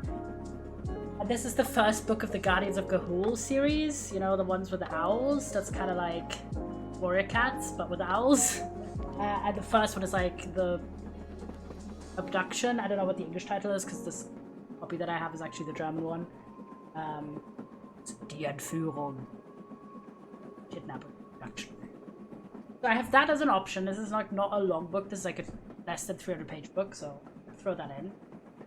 Then I have The Search and the Promise, the first 2 of the Avatar: The Last Airbender graphic novels that are set between the end of Avatar: The Last Airbender and the beginning of the Avatar: The Legend of Korra. And so they're filling that gap. And I really want to read those before I continue watching Legend of Korra, because I watched about 5 episodes or so of it, and I felt it was a bit jarring to go from the end of Avatar to the beginning of Korra without having read those. So my friend loaned them to me, and these are basically like 3 of the number 1, 2, 3, and then 4, 5, 6 of the graphic novel series, but they're like in bundles. The Search is like 3 of them, and The Promise is also. I could read that. Graphic novels are also quick. And then I also, from a different friend, have Rumple Buttercup by Matthew Gray Googler. Book / general book that I was very excited to own it from them. And of course, if it's like books that I've loaned, I want to like try and read them in a reasonable time frame so I can give them back. But I'm also excited because this is not going to be like a difficult, taxing read, and I've had a lot of difficult, taxing reads in terms of books recently. Not so much on fanfics, but on books. Like the last 2 I've read were like The Spire, which I took almost 2 months to crawl through, and Gideon the Ninth, which was also really a lot, and almost took me a full month as well. Yeah. I kind of just want to read something easy, but I haven't picked what of those options. So right now I'm not starting anything new, I'm just reading Sophie's World, which is also a big book, but it's of course a reread for me.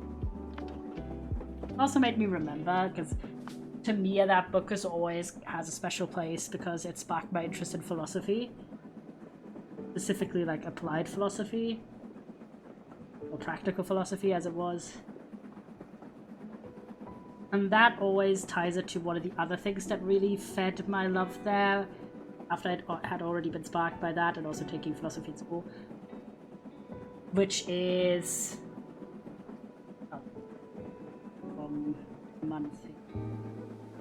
The Good Place. I really, really want to rewatch The Good Place because I love that show so much. It's one of my favorites of all time. But I haven't decided, let me look up. Is it actually on anything? I was just straight up thinking of getting it on DVD, like just buy the whole show. I'm not sure. It's been years since but I love it. literally the finale of The Good Place Season 1 as... It's on nothing. Okay, yeah. Probably actually buy the show on DVD. Because, the plot twist there, I remember watching that for the first time, and I was literally blown away. It stands with... Oh my gosh, finally!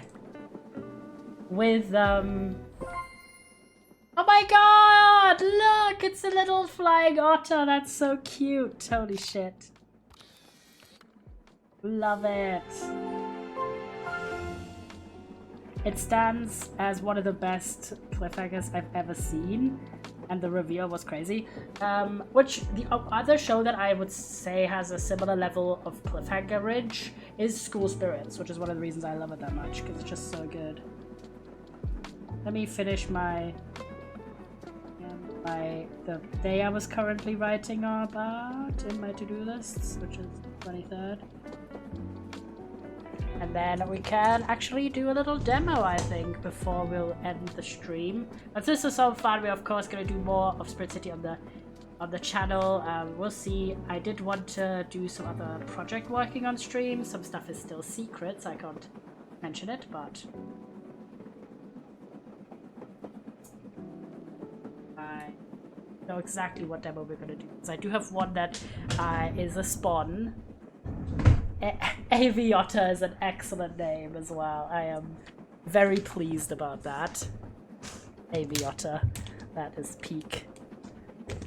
There we go. I'm doing some positioning. Get stuff away. That's adorable. I love how they're little stamps. The crafters, that's so cute. I want to see the options for them. Look at him! He's so cute! With this one, then of course we have the Shadow the Hedgehog emo version. We have this one, which is very bright and colorful, very Pokemon-y. We've got a green one, trans colors, magenta, and then this one. I feel like this is referencing something that I don't realize what it is. But that was very cute. We got two of our little friends. Look at him float!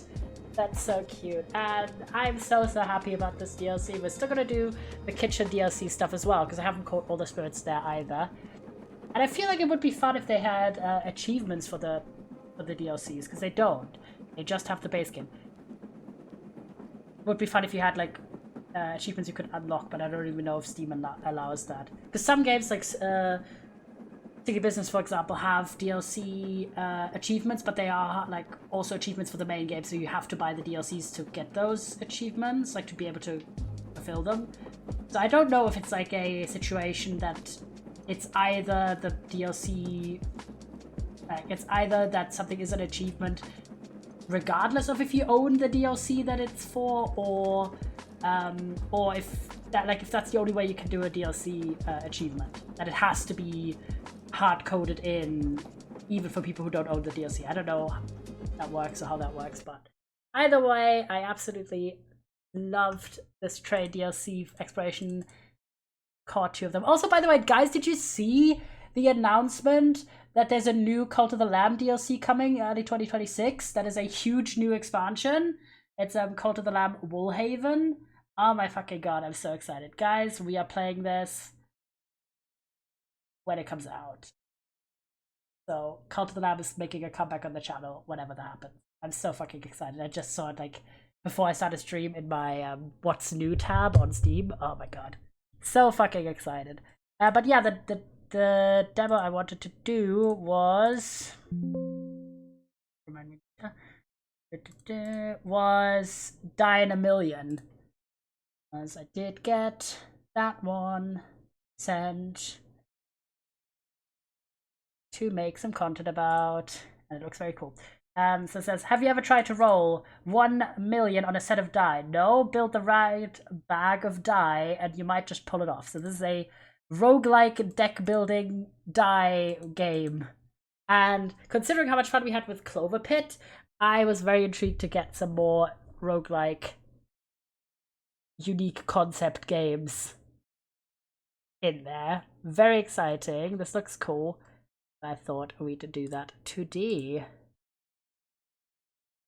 as a little bonus content on the end.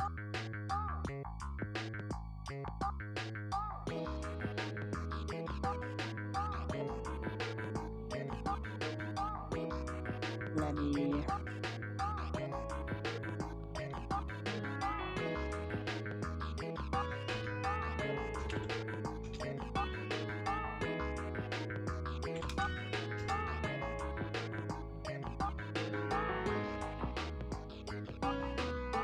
There we go. Let's lock in.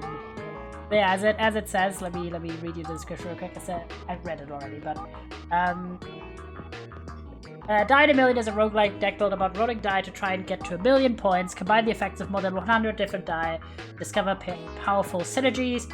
Get through ever-increasing debts and fearsome bosses that will require perfect symbiosis in your deck in order to be beaten. Will you be able to push luck to your side? Looks cool. Sounds fun. I am here for this. Show score mode. Default. Scientific notation. Yo. Game speed. I don't like the CRT filter. Oh my god, thank you that you can turn that off. And no screen shake, please. You can lower the background speed? Oh my god. How much faster is 100%? I'm gonna turn that off. Love that. And we're locking in.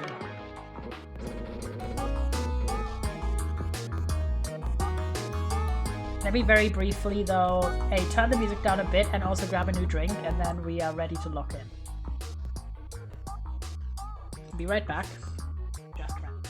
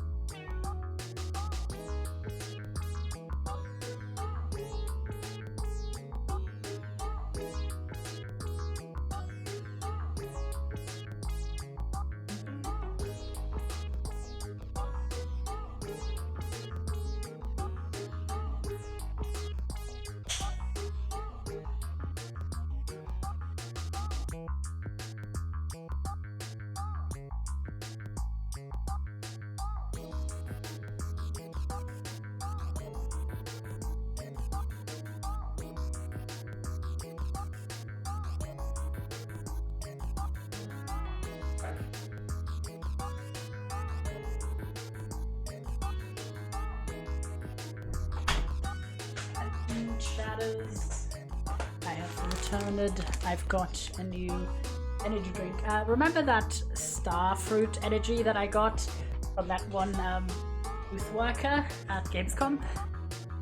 Well, we got a different flavor from the same line though, which is this is strawberry vanilla chocolate. It tastes very good. It tastes a lot. Wow, I know. You don't really taste that much. It tastes basically like Neapolitan ice cream. Actually pretty good, surprising. And I got a little donut because I wanted a little treat. Grew up having a little treat, guys. Tasty. Yeah. Hello, you've been assigned to this die rolling facility. Please proceed. Dice what? Less questions and more dice rolling. Select up to 5 from your hand and try to get the objective in 3 rolls. The rest, you can keep it. Good luck. I want to go home. Okay, so it's literally like Clover Pit. Okay, well, how much do you have to get? At least 15 in 3 rolls. Okay. I think these.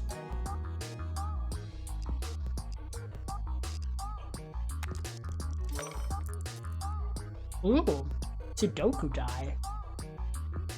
Okay, we got 7.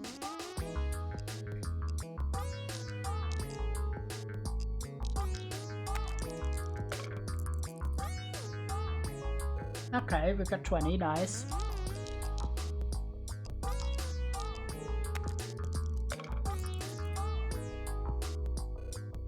Easy, ooh.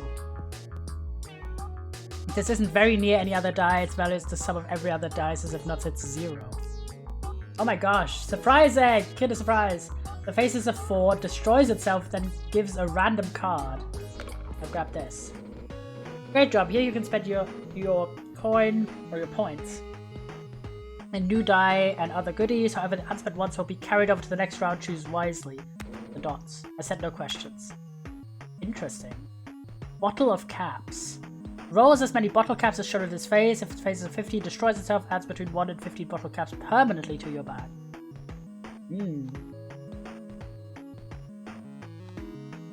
Stamp boost pack. 1 of 3 rings. Oh my gosh. Carlos dies. Bottle caps. These are heads or tails. Ooh. Carlos dies. Ooh. I'm getting one of these. Go again. The map. Here you can follow your path. Or roll the die and text your look. Maybe you should change your fate. What's that for? For now, just go straight ahead until you meet the face boss. Roll die, get points, you know the deal. Understand that. Those chest icons you see below the rounds, the special rewards you get after if you manage to pass them. I think you can handle it. Phase 1. Phase 2. Okay.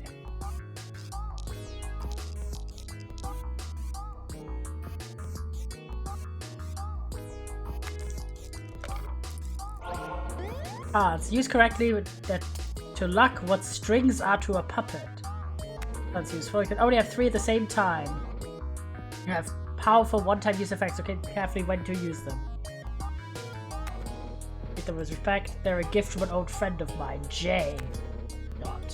Who's Jay? You hear distant sobbing. Oh no. Okay, we got this power card. We already have 60, so we really need to gaff right now.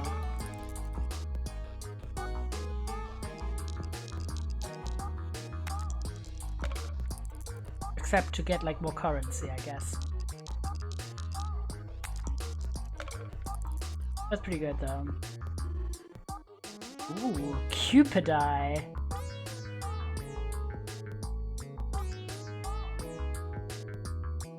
I like this one. Pyramid.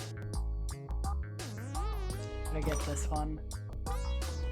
Ooh, enchant. Add a random enchantment to a die in your hand. Cool. Magnetic die. Sudoku.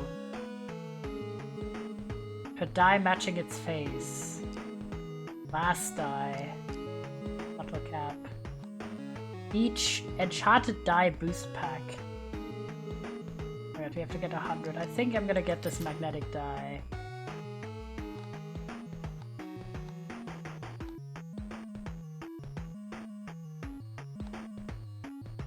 I think I'm just gonna do that. Next.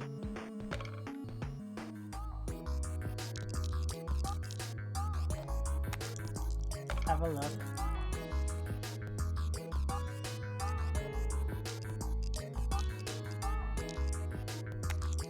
See how close we are after that. Okay, at 87. Every die in your hand. That's crazy. I'm gonna do this. Loyalty. Ooh.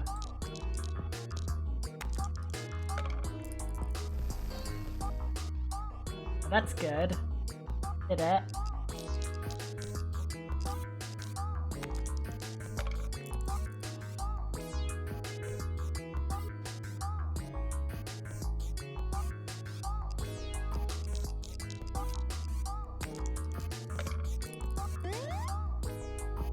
Gosh, that's a lot. Die of die. That's cool.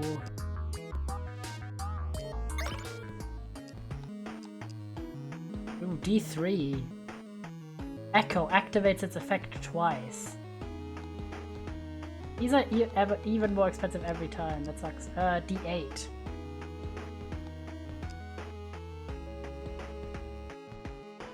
Do this again. Ooh, what the heck is is this? Rings. You wear them on your fingers. They have powerful passive effects that will always modify your rolls regardless of the die you choose. And they're magical. Catches you can only read one at a time. Of course, because you have 10 fingers. That's good.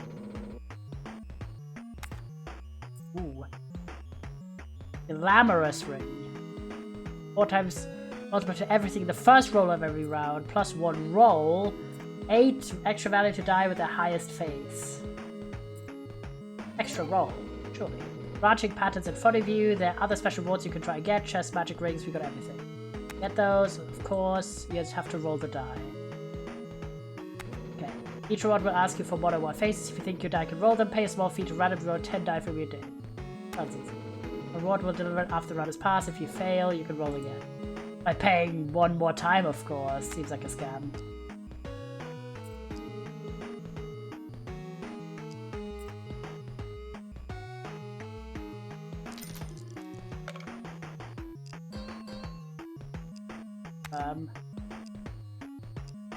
Right.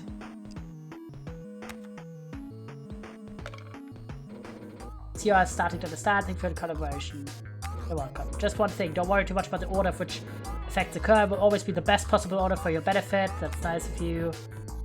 Okay. Ooh, die of die, that's sick. Go in. Now we got at least 5 rolls. That's so easy comparatively.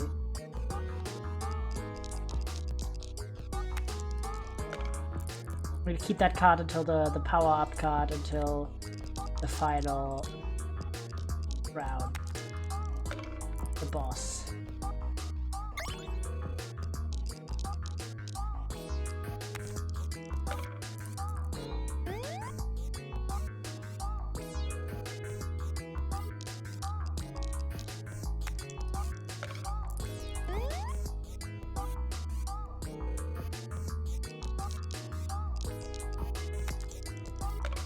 Come on, we can do this. Oh, come on! As if! Ah, that was so close. Lose a run. I got a new run, new ring unlocked though. That's what they call a roguelike. I won't answer questions from a loser, that's crazy. Okay, we're gonna retry.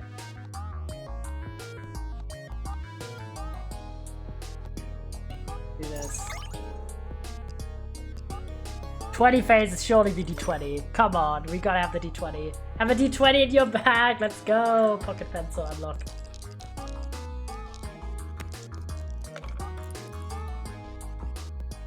Okay, we already got immediately goated.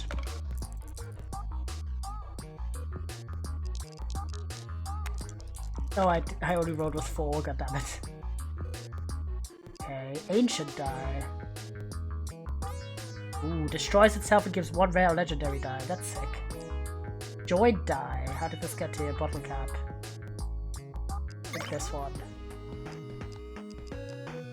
Double rings. Next roll rings will activate an extra time. Chai die. The granite die. Lucky block. I'm gonna get this one here. And while I'm here, I'll have one of these.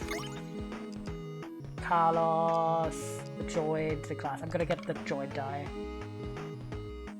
Next round. I roll this die.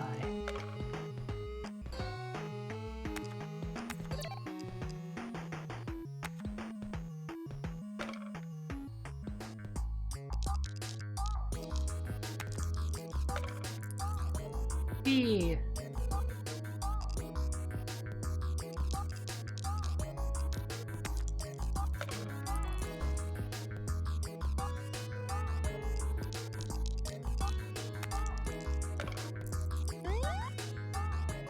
Yeah, big boost. Let's go! I think you have to have this one, like, played a bunch of times. Only odd numbers. I'm gonna grab this one. Ooh. Enchant one of your doors. I'm gonna enchant loyalty on this. 4 times multiplier to die it's pointing to. Porcelain figure.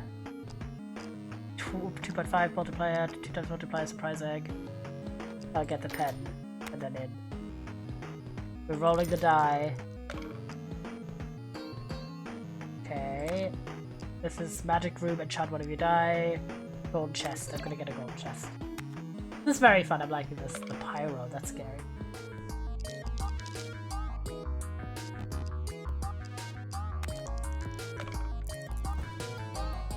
No. It's pointed at nothing. That sucks.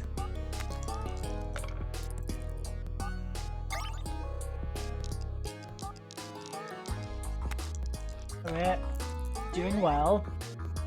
Oh my gosh, 45 was crazy. At least it's— oh my god, it's— that one's so ass. The pencil. I thought it would be a bit more forgiving, but it's really not. At least we're doing very well. Jacks. Rolls another jack per die matching its face. I'll get the die of die. Ooh. Rusty gear. Don't know what that does. Bottle of caps. Die of die. Not gonna do anything. Next we get a ring.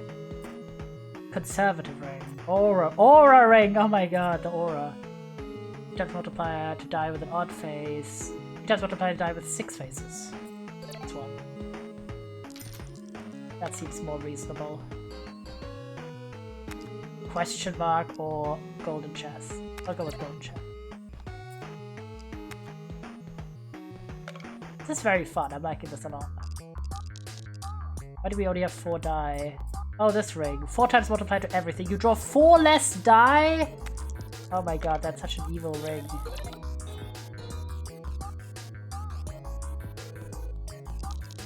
We only have 4 die total because we don't have more. That sucks. But at least we're getting all of these bonuses. Really gotta get more rings in our deck, I think. Oh my god, that was crazy! Did you see that? That was like a 200 bonus on that one die. Holy shit, we're fucking rolling in it. Maybe that ring isn't so bad. You only get 4, even if you only get 4 die, because we're fucking rolling in it. That's crazy.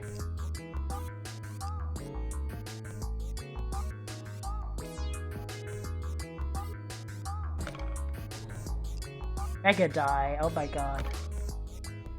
How many dies?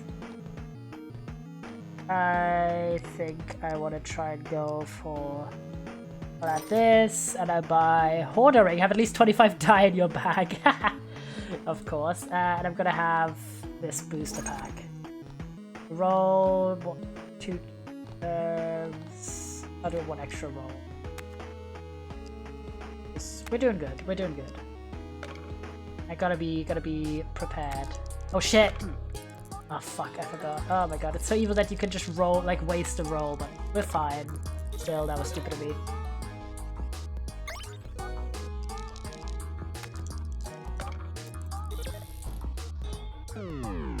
Ooh. It can also go— oh shit, I did it again! Oh my god.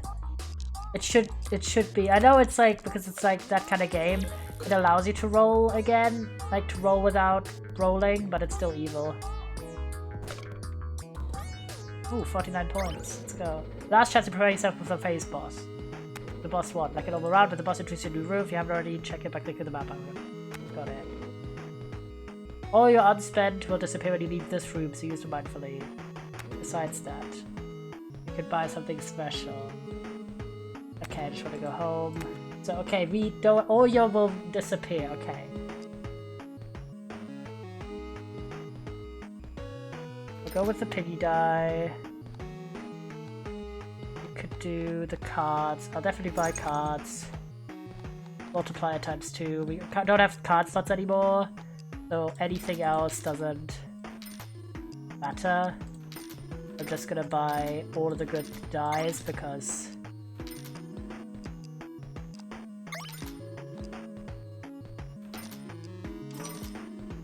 at least 5 enchanted dies in your bag. Like, I'm just gonna buy everything that I possibly could have because we don't have 0 multiplied to every nearby die. Okay, that's gonna be difficult. After each roll adds a fire that will give 0 times multiplied to the very nearby die. Okay, that sucks. Okay, give us luck, guys.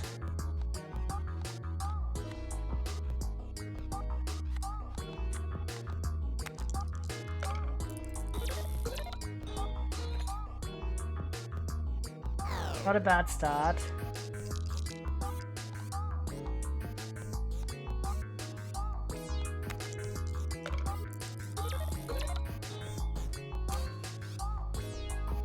Oh. Definitely gonna use this.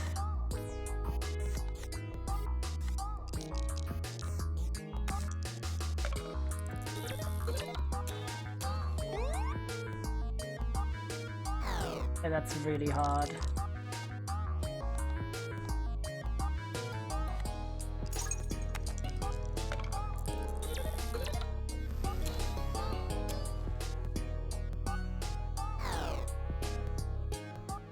I don't even know if that's possible.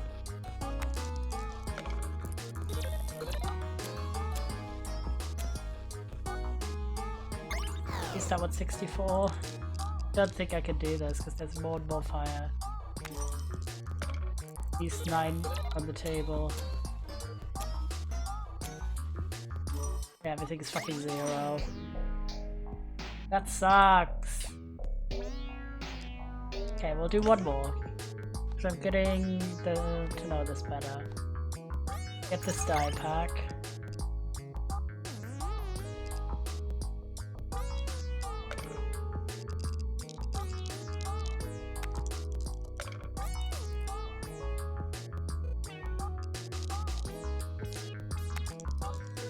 That one ring that we got was kind of neat, but also kind of dangerous because we only were able to pick 4 dies every time. That final boss was a bit difficult, I think. Got the classic one. Two-faced coin. Pyramid. Mystery sack. Gonna get the ring boost though. There's multiplier of enchanted die, 3 times multiplier, 8 extra value die with the high spells. I'll go with this. We don't have enough to roll the die, god damn it. I've looked into that. Happens.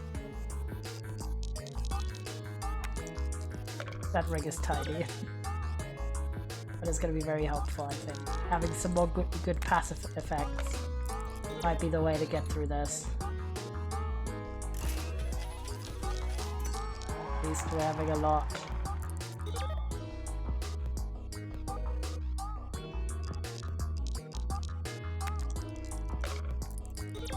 Ooh, nice. 6er. I'll add another 6er in. Get this die. 1 to 3 cards. Definitely getting another ring. 3 times multiplier to die with a prime number with an even face. I'll go with the even face.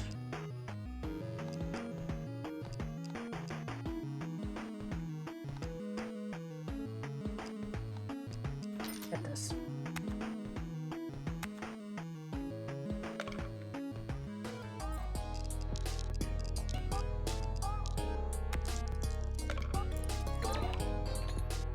Oh, that was an ass roll, but we still made it.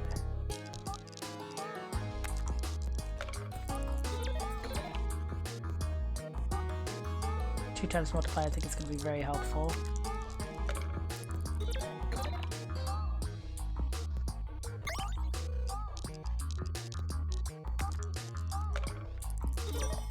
Yes! D10 have a die reach 10 extra value. Let's go.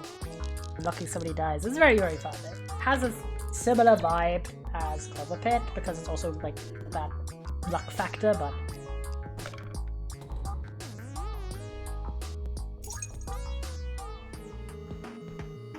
I'm really liking it.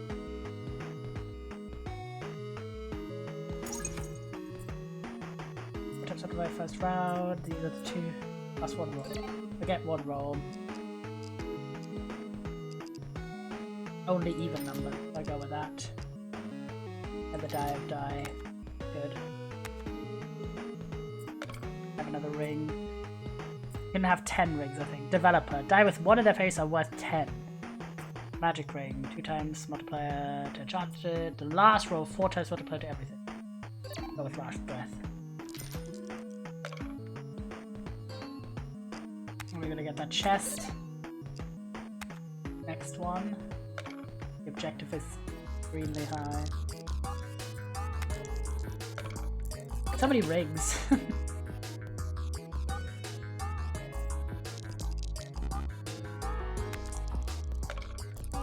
Even numbers is crazy. Look at that. 40 plus from that. Really take advantage of even number die because we have that one that's like even ring. Bonus up. Like, that's crazy. To remember that.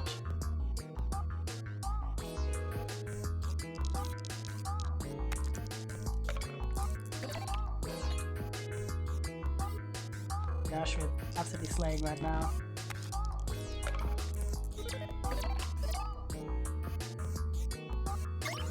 Effects are very powerful. The same phase as his. Mega die. Another even die for sure. And I'll get this one. Close the die, show his face. Let's die, shy die. This one. The best.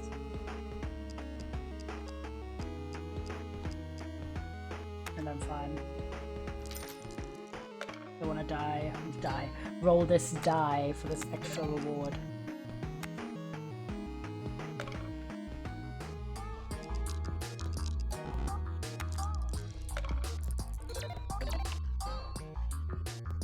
Bonuses.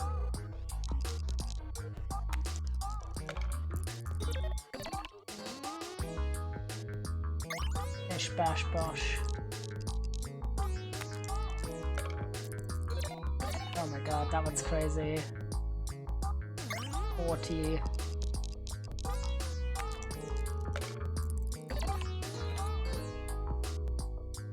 So crazy.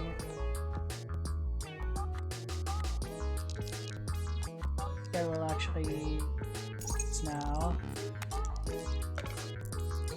I want another slot open rather than what I have currently. The cards. Hollow die.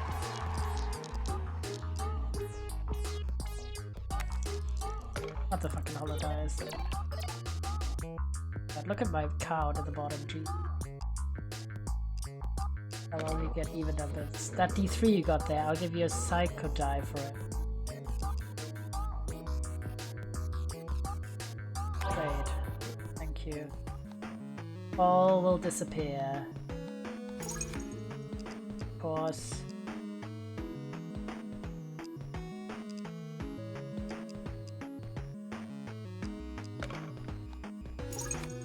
Buy these two.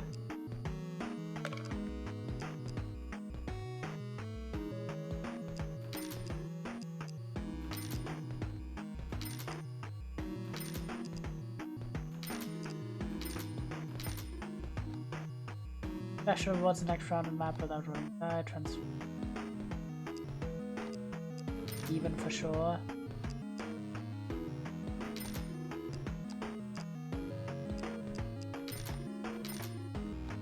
Definitely the ring. And I'll go in with you. And we've got most of what we could have done.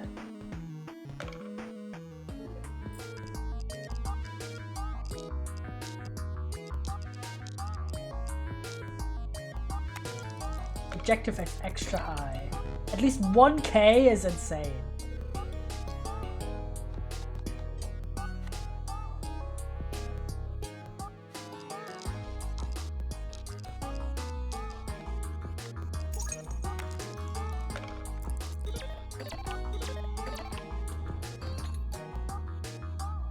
Yep, that is a nice boost to get us there. 600 immediately.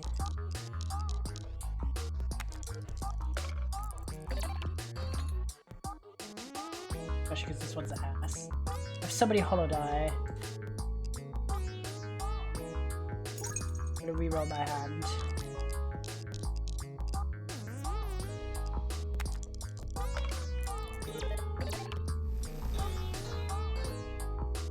Good bonus.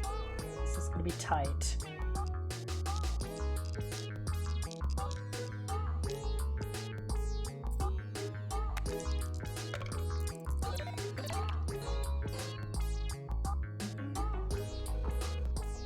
Very tight.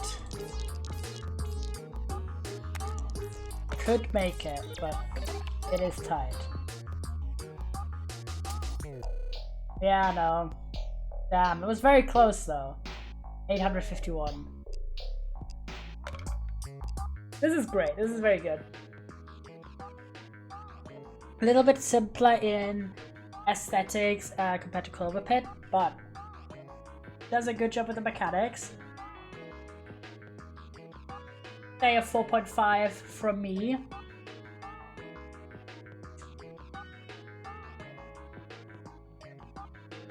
Could have a bit more variation with the music. I think it's a little bit sleepy. Like, it kind of has, I feel like if it leaned more into like a jazzy kind of vibe, I feel like that might be a bit more energetic. Because this feels like lounge music. Like I need a little bit more excitement, a little bit more, you know, rah, energy, personally. I feel like that would be beneficial, but I like the concept. The art style is really fun. It's straightforward. It's definitely, it's kind of like in the middling range. It's less like Inscription and Clover Pit, which are very high in atmosphere. This is a bit more like Slay the Spire, in my opinion, where it's more straightforward, more contained, but still very fun. I enjoyed this. If you do want to check it out, I did get the demo from the peeps, but it's also a publicly available demo if you want to check it out. It's been out since February and the game is set to come out sometime this year. This was very fun. I enjoyed this. Good commitment to style and a nice little spin. And I definitely think people who like games like Clover Pit, Slay the Spire, and Inscription might have some fun with this one.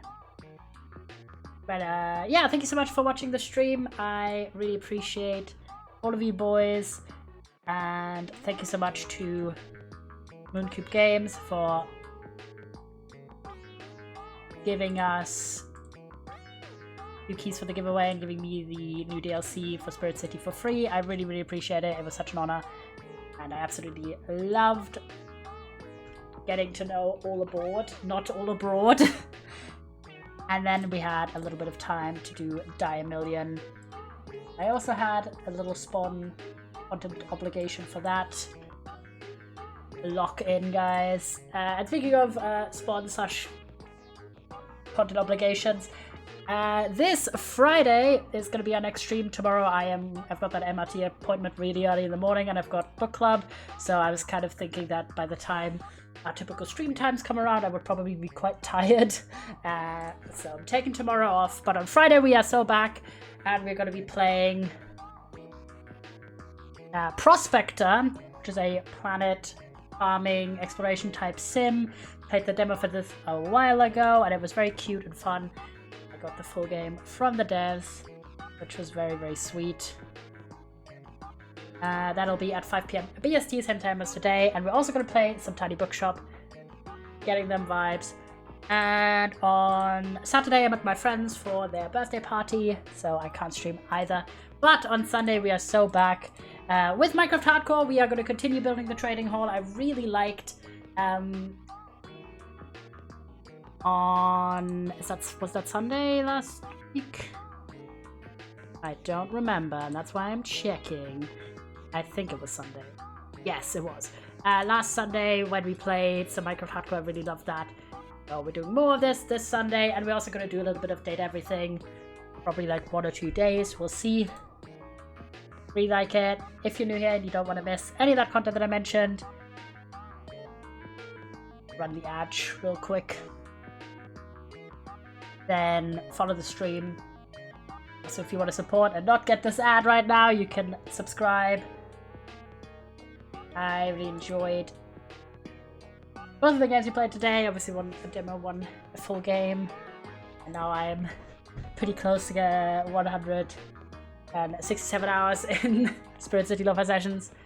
Really enjoyed it. And I'm again at 100% of the achievements because that one spirit. Worked very hard to get to 100% because that level 50 achievement was crazy. Only 22nd of the edge. Let me have a look who we can raid. I'm very excited for the streams this week, and we'll see. Hopefully, like September should be a less intense month for me, so hopefully I can stream a little bit more. And also I haven't 100% locked in on the dates for September, but I've been thinking, guys, I need to still lock in with like my mods and everything, and myself of course, but my tentative concept is to have the subathon, which we delayed from August, to be in September, to probably be on the weekend when my 4-year streaming anniversary is, so that's on the 21st. Probably gonna have that happen on the 19th onwards, but I will let you know once I've 100% locked it in, and then we're gonna start with the promoing, because this is more like, this isn't really the summer subathon anymore at that point. I feel like we should probably brand it as the autumn subathon / like 4-year streaming anniversary celebration. And I'll see. I might again, this is all early planning stages, but I might, as kind of a nice little way to honor that it's also going to be around the streaming anniversary, and I'm going to be celebrating 4 years, I will perhaps have the timer editions be extra long this year. So basically lower the amount of money to spend the amount of money each time increase costs by having each sub add more time. But I haven't done any planning yet because I was so caught up with doing all the Gamescom stuff at the end of this month. So I will let you know once I've kind of locked in a bit more on everything, but that's my tentative plan. I will send you to my Ghost, unless Whisper's letting me know that Ghost is ending, but it doesn't look like he is.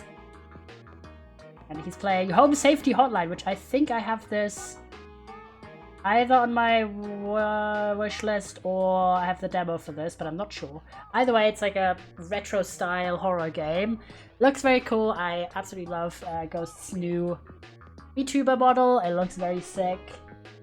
A bit like more like cool guy vibes, and I love that for him. This is an 80+ stream though, because it's a spooky, creepy horror game, so be warned. But have a good time over on Ghost's stream, and I will see you on Friday, 5 PM BST for Prospector and Tiny Bookshop. Bye bye!